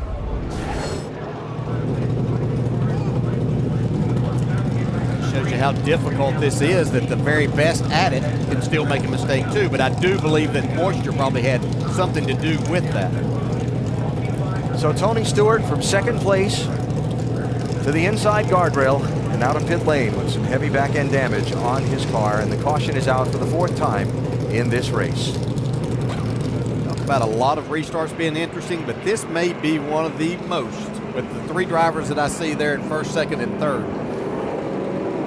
Keselowski's got plenty of victories, but he doesn't have a road course victory in this yet. But the other 2 there with Ambrose and Kyle Busch, desperate need of a win. Yeah, they're going to do what it takes, whatever it takes, to try to get their car to victory lane. As well as the 2 car. I mean, he needs 1 too, just to add to his point total when the break comes. Sorry about that, Andy. No takers among the leaders on pit road. Take a break. Get ready for the restart. Shocking turn of events as Tony Stewart crashes from 2nd place. 18 to go here in Watkins Glen. The NASCAR Nationwide Series is back next week in Montreal, 2 Eastern. That is on ESPN. And the Pure Michigan 400 next Sunday at noon Eastern on ESPN. Brad Keselowski currently out front, and we just said, I don't envy having him to start next to Marcus Ambrose. Stop. Let me show you here, Nicole. This was the onboard camera with Tony Stewart, no longer on board, by the way. This was the rear camera, and I just talked to the technician here. This camera actually hit the wall flush, and it was still working. Now, it won't work now because it will not pan back and forth, but this is the very middle of the back strip, and look here behind. When they came in, they had to cut the camera cord and unplug it, but it was actually still working in spite of the fact that Tony backed this car in the wall and don't have that shot anymore. Nicole? Obviously has some damage, but Tony Stewart has been back in the pack before. Earlier in this race, he had to restart 25th. He worked his way back up to the front, and Rusty not having the back end of that car is not going to hurt him all that much. Well, I don't think it's going to hurt him at all. If the rear bumper's off the car, it lets the air get up from under the car a lot easier. The key is if the sides of the quarter panels are nice and square, which they're probably not. Everybody knows that that's a lot of downforce, but the rear bumper missing, that doesn't slow the car down. The problem he's got is he's got a long way to go in about 16 or 17 laps. He can get back up, I do believe, to the top 15, top 10. The guy I'm looking at, though, is in that 9 car sitting on Brad Keselowski's bumper. I know Brad has to be nervous right now, but look at Clinton Boyer. He's done a great job of putting that thing in fourth. Yeah, Keselowski yesterday said he's not taking any prisoners. He's going to do what it takes to win this championship. If it takes roughing somebody up, he's going to do it, he told us. Well, he better get ready. He was collecting his nice guy points. He better get ready. Weren't those 2 in the same position 1 season ago in this exact same race? Hey, by the way, Ford has not won a race in the last 14. Dave, Brad Keselowski's trying to keep it that way. And he had a restart yesterday late in the Nationwide race that Carl Edwards actually drove around the outside of him going down into turn number 1. Talked to Paul Wolf about that this morning there on your left. Paul said, I don't think he'll get beat on the restart again. Talked to Brad right before he got in the car today, and Brad said, well, what you got to do is when you get down to turn 1, you got to run that guy on the outside up into the curb. I didn't do that to Carl yesterday, and that's where he stopped. He's left open the possibility that he could run his competitor way wide on that first corner. What do you think we're going to see here, guys?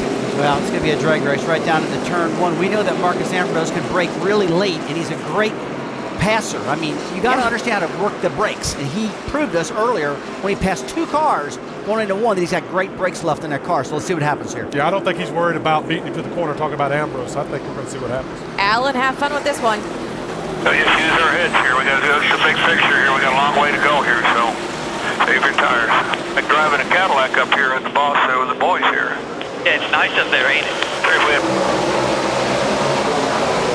16 laps to go, 3 wide for the race lead, turn 1.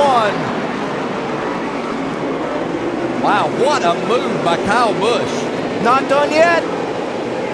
Now it is. Boyer and Biffle have a little contact there.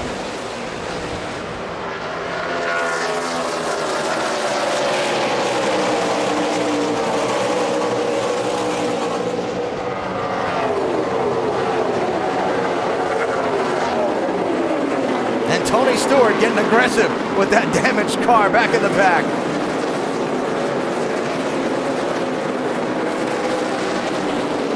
Oh, Scott speed off.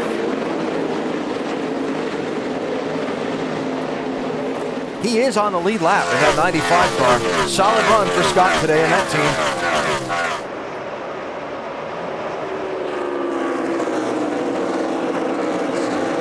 Eric's making a big move on Dale Jr. to take a spot away. We're trying to. Here comes Jr. back. That's 11th place.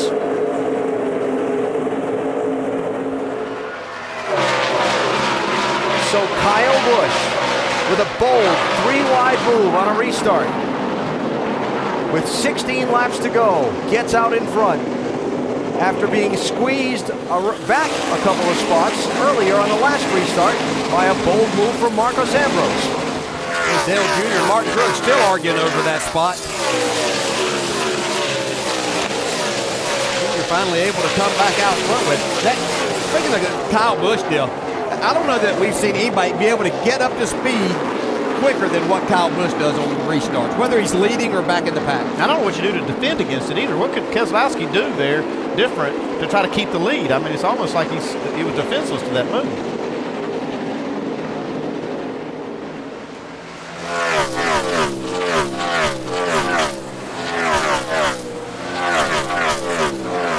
Talked about earlier, you get to the point in these races, these road course races for the NASCAR Sprint Cup Series, where it's not give and take.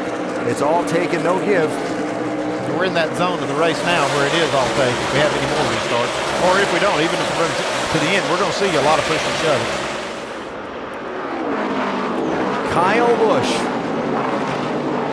back to the front. He led the early segment of the race, got shuffled back by cautions and strategy. A bold move regains him the lead. It was a restart with 16 laps to go when Kyle Busch restarted third, ducked out of line, and made a bold move to pass both Brad Keselowski and Marcos Ambrose. Around turn one, get back on the track before turn two with the race lead.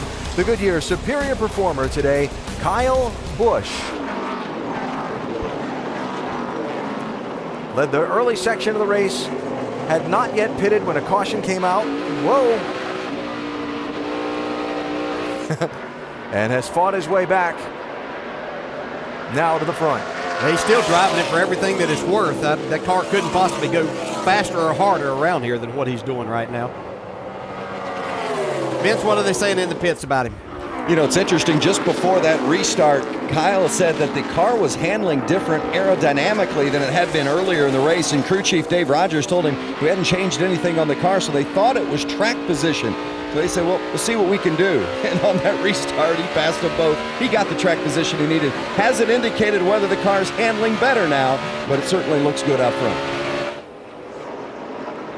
And after falling back off these front two for a few laps, here comes Marcos Ambrose in the 9, back up to make it a three-way fight. Yeah, I can see Keselowski get loose right there on that left-hander. Oh, speaking of loose. Little see if he tries to outbrake him right here, though. Ambrose is great at this. Oh, little wheel hop. Tight squeeze. Kyle Busch is loving what he's seeing there. Oh, Ambrose not able to take it. Keselowski slips a little. This is going to get out of hand quick. Much doubt what was going to happen right there if he could make it through the corner. Clear behind him. And he does. There you go.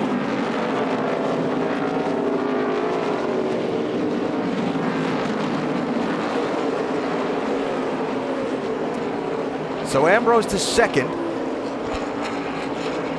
Keselowski back to third, with Greg Biffle taking opportunity of that side-by-side racing to close in, and Kyle Busch taking advantage of the side-by-side racing to get away. Yeah, we watched Ambrose there as we were at commercial drop back a little bit. I think he was actually saving tires and his brakes a little bit to make a run at them. How about it, Mike? I think you're absolutely right. Ambrose said before this race that he learned a lesson in Sonoma earlier this year on how to save tires, and that he would apply it here this weekend. That may have been the case. I just spoke with one of the team members, asked what he's saying on the radio. They told me absolutely nothing. We know Marcos. At this stage of the race, he's in the zone. He won't say anything unless something's wrong. Yeah, well, he's in the zone for sure. Yeah. You let you drive and do your talking right now. There's nothing to say. They're not making a pit stop. Only thing, you know, he saved all the fuel that he can. He's had some cautions to help him. Todd Parrish giving him the car. His job to go catch that 18 if he can.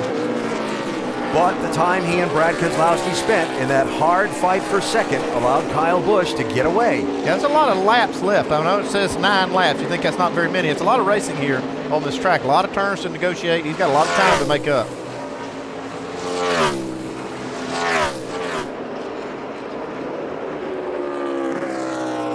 There are your first 3. Mentioned Greg Biffle up into 4th place. Yeah, this is a solid run. I mean, Greg was very optimistic this morning, and I wasn't sure that in talking to him that he could run in the top 5, but he's been very solid there and trying to take this 3rd spot.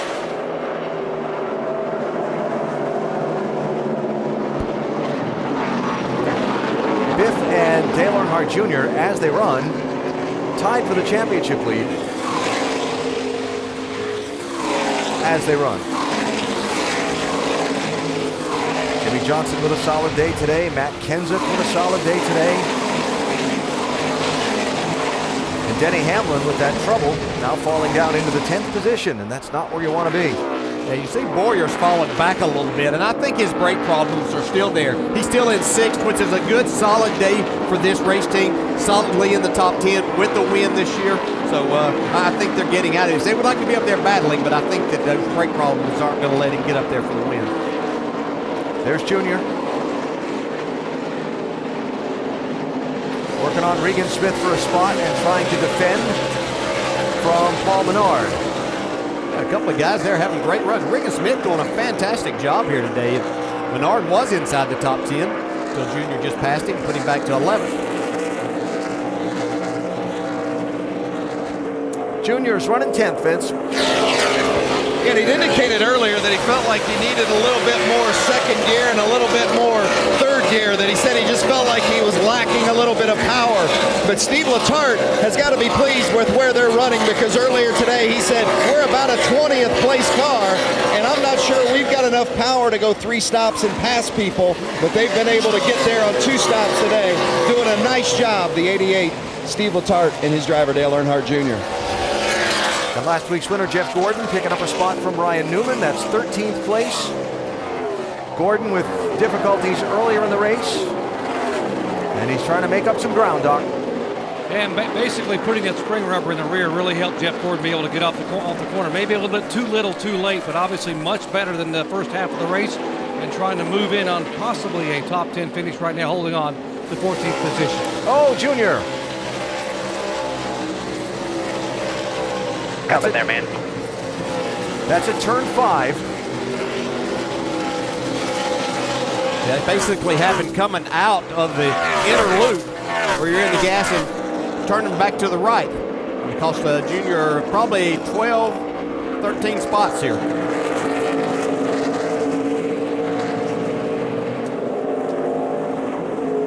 He was running 10th. We'll see where he falls in line now as he comes to the start-finish line. Here's a look. It looks like he just came out of there a little too high, not much grip. There's a lane and a half there is about all that you have. It looked like he might have just got, as he came out of that inner loop, just a little bit on the high side, and as you try to go to the power, got out from under. 10th to 22nd for Dale Jr., just like that. Just looking at our points, and there's a long way to go with that, but just that one incident right there where he was tied for first, now he's 4th in the points. I think it really is going to matter. It's really, they're going to get reshuffled. He's safely in with 114 points clear of 10th, so, or 11th. So he's got, all he really needs to do is try to win another race or try to get some more bonus points.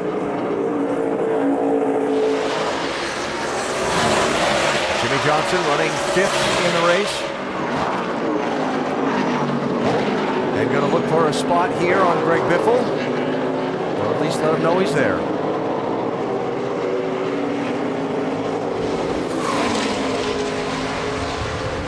Not a tremendous day for the 48 car, but a very solid day for sure. As Jeff Gordon picks up another spot. That's 11th place from Truex. Hey, at least Jeff's going the right direction now. When we saw him earlier in the race, that he was getting passed by most of these cars. So the adjustments they made, as Doc reported, are beneficial for them and helping Jeff at least go forward and make up a few spots here. Vince? No damage on the 88. They're just going to come in and give him 4 tires, but the car was kept clean, so good job for Dale Jr. to keep it clean, just tires and gone.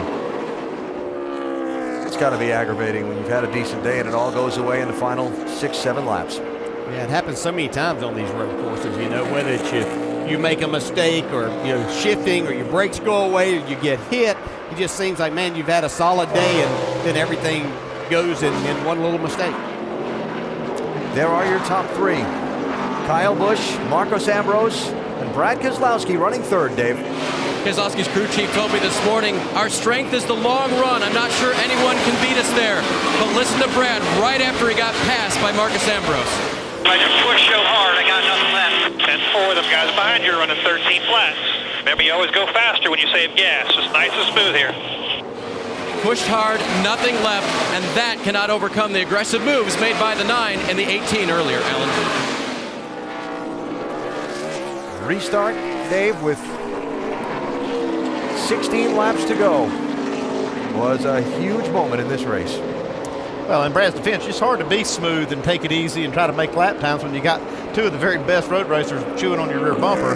So he had to go as hard as he could to try to hold them off, and he couldn't do it. Now he can just sit here and see if his car will come back to him. Change for 4th. Jimmy Johnson on the move.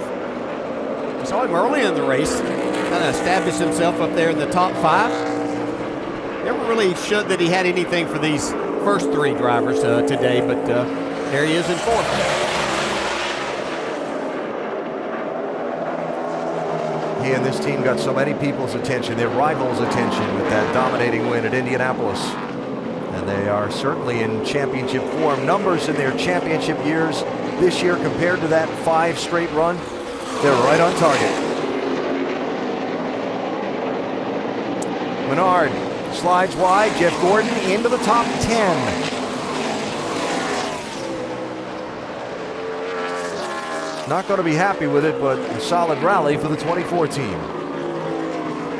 Kyle Busch got the lead on the initial start. He was on the outside of the front row. Got ahead of Juan Pablo Montoya in turn 1, led the opening run of the race, but Joe Nemechek slow.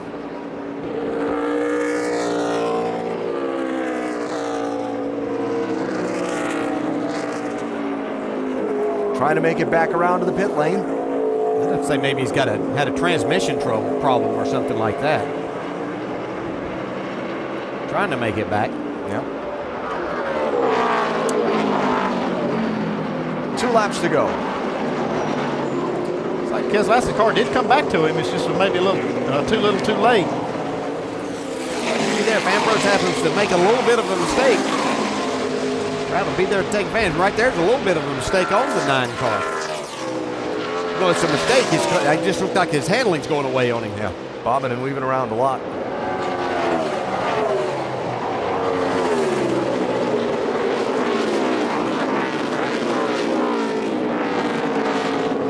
Just a lap and a half to go. Keselowski aggressively after Ambrose. Here he goes for second. Well, he's got position on him in the right place. He made a great move through the inner loop. He slid that thing through there and jumped back in the gas. He could see that Ambrose's car was really going away. I mean, that 9's bobbing around. I see the 18 moving around like he might be out of fuel. That's exactly what I was thinking, Andy. I was wondering if he was running out of fuel here. Coming to the white flag. I'll tell you, the 2 cars closed that gap. I don't know if it's that or if he thinks he might have a flat tire or something like that. He's really moving the car around. It doesn't look very stable right now. 1 lap to go. Kyle Busch, defensive line into turn 1. There's something wrong with the 18. Now Ambrose trying to get second from Keselowski while he tries to get the lead from Kyle. Oh, contact in the S's. And Ride got Dangerous spot on the track for Kyle to be sideways. Looks like he gets off to the guardrail. No caution yet. Here's the race for the lead. Keselowski's got damage on the left front. Is the tire going to make it all the way around?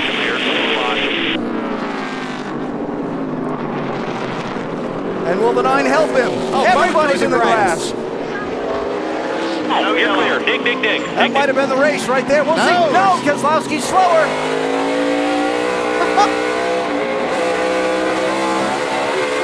Keselowski's got a problem. Trying to stay with Ambrose. 2 final corners. Do they use the bumpers? A nudge, a push. Can Ambrose save it? To the checkered flag. Who gets here first? Clear. Ambrose 9, Keselowski 2. Final corner. Marcos Ambrose is going to win at Watkins Glen in a remarkable last lap turn of events. Winner of the NASCAR Sprint Cup Series, baby. Woo! Jeff Gordon in the wall. That's off the final corner.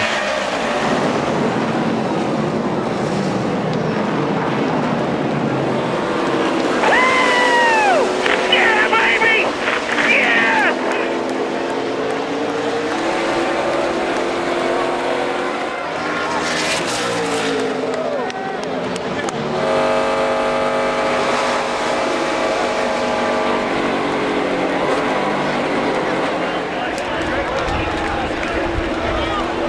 I so badly want to hear from Ambrose and Keselowski to find out what in the world was going on in that last lap and a half.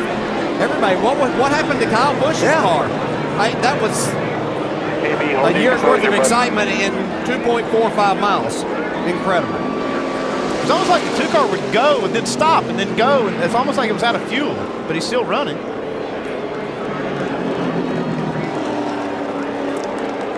Vince? I'm with Dave Rogers. He's the crew chief for Kyle Busch, communicating now with the team. Dave, what happened with Kyle's car? Well, the 47 broke. You see him, he just went by smoking. He broke. He let oil down all over the track. And we just got caught in the oil and allowed the 2-car to get to us. Then 2-car raced us the way he raced us. So good car. Kyle did a great effort. Really proud of everyone on this M&M's Toyota Camry team.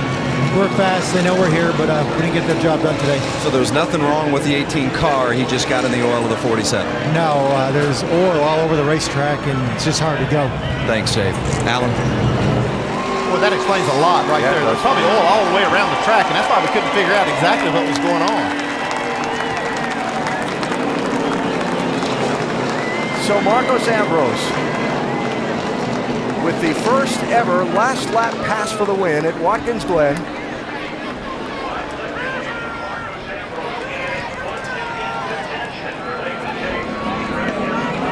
Brad Keselowski having to settle for second, but Dave, he's smiling a lot as he shares. Well, he's congratulating everybody on Marcos Ambrose's team. Tell us what happened on that last lap, Brad. 18 was leaking fluid, something fierce, and the track was just had no grip at all. And when I caught him, he had leaked really bad into 1 and missed the corner because he was slipping his own oil.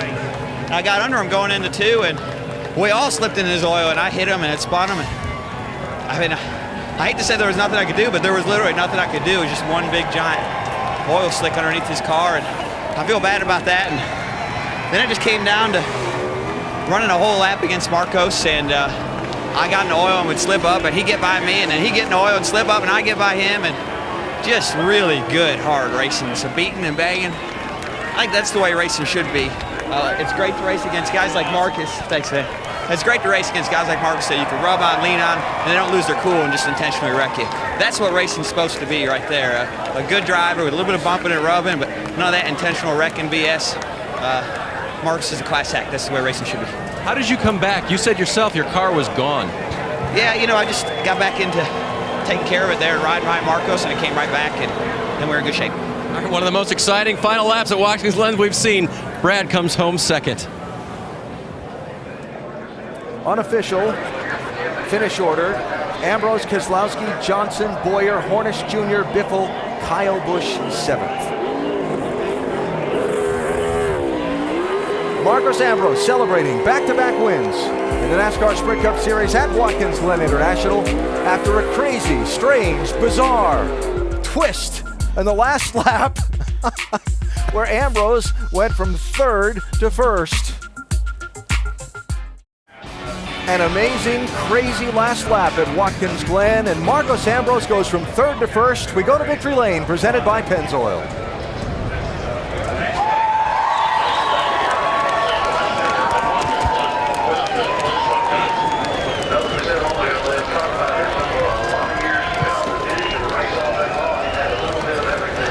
The emotion not quite as intense as a year ago, but believe me, they are very happy here in victory lane.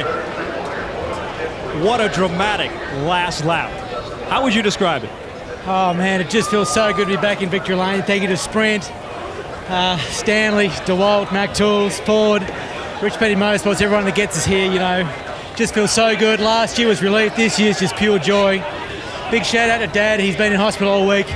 I wish I could be there for you, but I hope it makes you feel better, and just pumping my team, pumping Todd Parrott, and just a great day. What about that last lap? How were you able to take advantage of the 18's misfortune and bring this car to victory lane again? Well, I was the first one to slip on the oil and let Brad past, and it was just getting worse and worse, and you could tell the car was staying out there because, you know, the oil was moving around the racetrack, and you just take your chances, you know. You got to commit at that point of the race, and bad luck to Kyle. Great racing, though, with Kyle and Brad.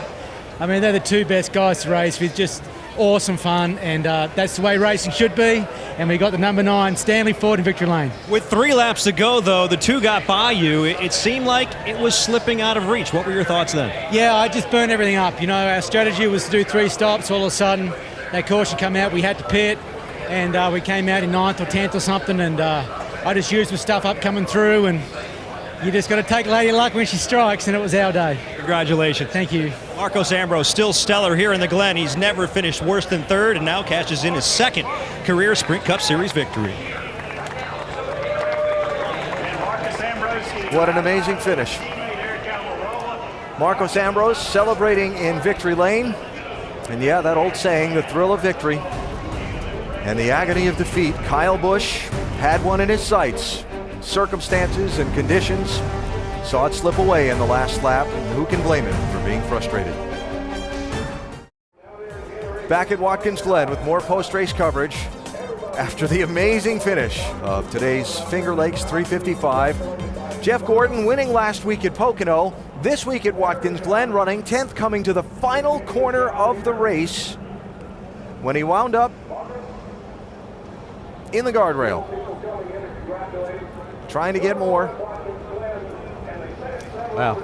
Yeah, it looked like he just had a run there on the outside, maybe of Regan Smith. Oh, I'm sorry, Matt Kenseth. Not much grip out there, though, and another one of the best loses it, Doc. Absolutely, DJ. And Jeff, you had driven it back to within a top 10, inside a top 10 finish, and then it went around. What happened? Oil all over the racetrack. You know, it's pretty ridiculous that, you know, they don't want to end a race under caution and put you know, that many cars in jeopardy. I had no idea there was oil out there, and I mean, I knew there was all kinds of havoc happening all around, but you know, it's a great effort by Drive In Hunger Chevrolet. I'm pretty bummed out right now because we didn't have the day that I thought we were going to have. You know, I thought our car was a lot better than that, and we started pretty good, but I knew something wasn't right, and then we tried to make an adjustment. Didn't go the right way, went backwards, and yet Alan and the guys made some adjustments there on that last stop. And we weren't good on the restart, but man, did it come on. And we were just passing cars left and right. I was having a blast. And, you know, to work that hard all day long, come all the way from way back, all the way up into the top 10 and have it taken away because they don't want to throw a caution, you know, it's pretty disappointing. So, you know, I jumped out there to the outside of Kenseth, and I think he could see the oil because he just gave it to me. And I went out there, and there was just no grip, just completely came around. Thanks for your time, Jeff. Thank you. Let's go to Vince Welch. He's the new points leader. Jimmy Johnson takes over the points lead by 1 with a 3rd place finish today. What kind of day did you have today? Was it as good as it seems at the end? Yeah, I mean, the first segment we were pretty far off. We came in on our first stop, made some adjustments, and really got the car back in the condition I needed it in, and ran kind of 3rd all day. So real happy to finish where we did. Those last 2 laps were just out of control with the oil down. And you're studying the road, trying to see if you can see an oil trail. And it really wasn't a large visible one to dodge, but you could feel the oil on your tires and slipping and sliding, and then guys are spinning all over. I mean, it was chaos, but I'm glad we got back to the finish line, finished 3rd. Very solid day for this Lowe's team, and just can't thank everybody at Hendrick Motorsports enough for their hard work, the commitment from Lowe's, and hopefully there's a lot of Lowe's employee owners happy right now. The 5-time champ, he's back on top of the point standings. All right, Jimmy Johnson with that 3rd place finish today as Marcos Ambrose continues to celebrate in victory lane, and we continue to hear from more of the top 5 finishers. Here's Dave. And Clint Boyer rolls home 4th today. A win earlier this year on road course, now a 4th. And talk about your last laps. Man, those last couple laps were wild. I went into one, and the car just took off skating, but I saw the car in front of me do the same thing. I was like, did we both blow tires, or is there something on the racetrack? And then we got over to 2, and it went sideways again. Let me tell you, that was oil straight in the groove. Kind of reminded me of the old motocross days. You had to find traction on the outside, the inside, because the groove certainly had none. Hornish and I, we were slipping and sliding around. Biffle slid up, I got around him, and then the 48 slipped up on the last corner, almost got around him. But, what a great day. Solid weekend. This isn't one of my best racetracks, but I thank Ryan Patty, everybody in this 5-Hour Energy Toyota for pulling through for me and giving me a good car. Other than the Sonoma win, most fun you've had on a road course? That was pretty nerve-wracking, but it was a hell of a lot of fun. All right. Clint Boyer, 4th today at the Glen.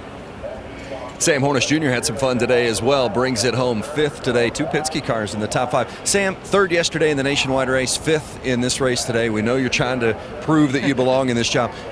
What did you prove? What are you proving each week in this Cup car? I think the best thing that we can prove is that we just go out there and we finish these races and finish them on the lead lap. And we had a problem at Daytona the first time I got the opportunity to get in the car and blew out a left rear tire and kept us from finishing where we thought we should. So we just kind of build on it every week. But our Shell Pennzoil Dodge was really good today over the long run. We just didn't get a long enough run there at the end. Real happy with what everybody at Penske Racing's doing, from the engine shop to the chassis shop. Guys are giving us good cars to go out there. Brad's a great teammate to be able to go out and follow. So just having a lot of fun right now, enjoying it, and hope that we get to do it some more. Hornish 5th today. Doc? Well, it looked like Dale Earnhardt Jr. as a points leader, you were going to have a top 10 finish. But then what happened over there with the spin? I just got in the corner and made a mistake. And that's just pretty much all it was to it. Just overdriving the car. After you spun, was there other damage to the car? It looked like you struggled a little bit getting the car to turn. No, I had all my tires were flat spotted, and I got back out on the track, and then there was just oil everywhere from somebody, everywhere. You couldn't see it, but it was everywhere. So you didn't know where to run, and I saw the leaders were coming, and I was trying to get out of the way, and they were in oil, I was in oil, and then I watched everything that happened in front of me, and just a bad deal. I think the track shouldn't have oil on it. We shouldn't be. I don't know, maybe, it's a tough deal, I guess. They let her finish out, with all that oil on the track. I don't really like that, but because it was a bad, ugly finish at the end. Dale Earnhardt Jr., 28.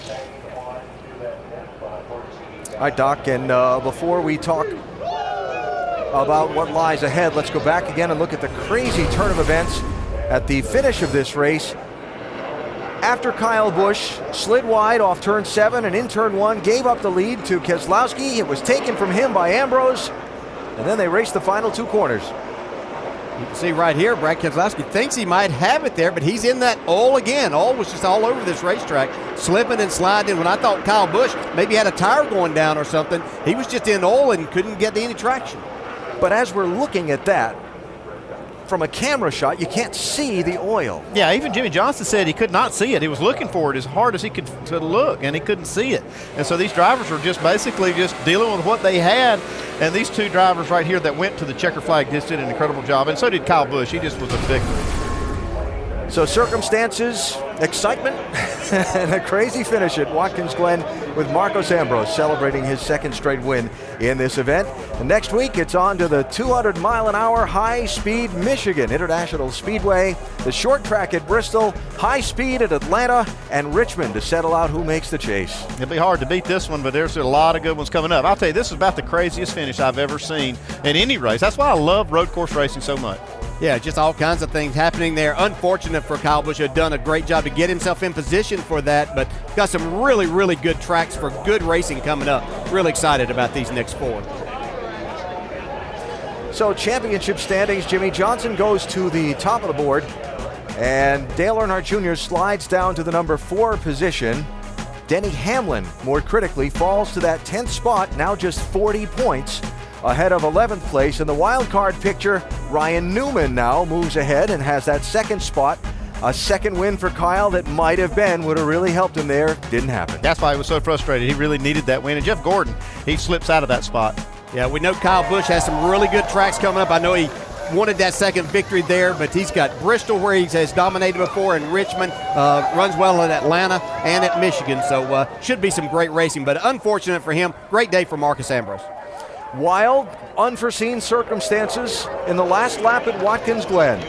Sees Kyle Busch take the white flag first, but finish in 7th unofficially. Marcos Ambrose take the white flag 3rd and take the checkered flag 1st. NASCAR Nationwide Series in Montreal on their road course next Saturday at 2 Eastern on ESPN. The Pure Michigan 400 next Sunday at noon Eastern on ESPN. And Sports Center is coming up next. For the 30th time, the NASCAR Sprint Cup Series went racing on the historic road course in Watkins Glen. Strategy was played. There were some fenders bent. Several teams had mechanical troubles and crash troubles that put them in the garage. In the end, it came down to circumstances. An oily racetrack with the leader Kyle Busch losing that top spot on the last lap. Brad Keselowski and Marcus Ambrose going at it for the win. And the Australian Ambrose, back-to-back wins at Watkins Glen.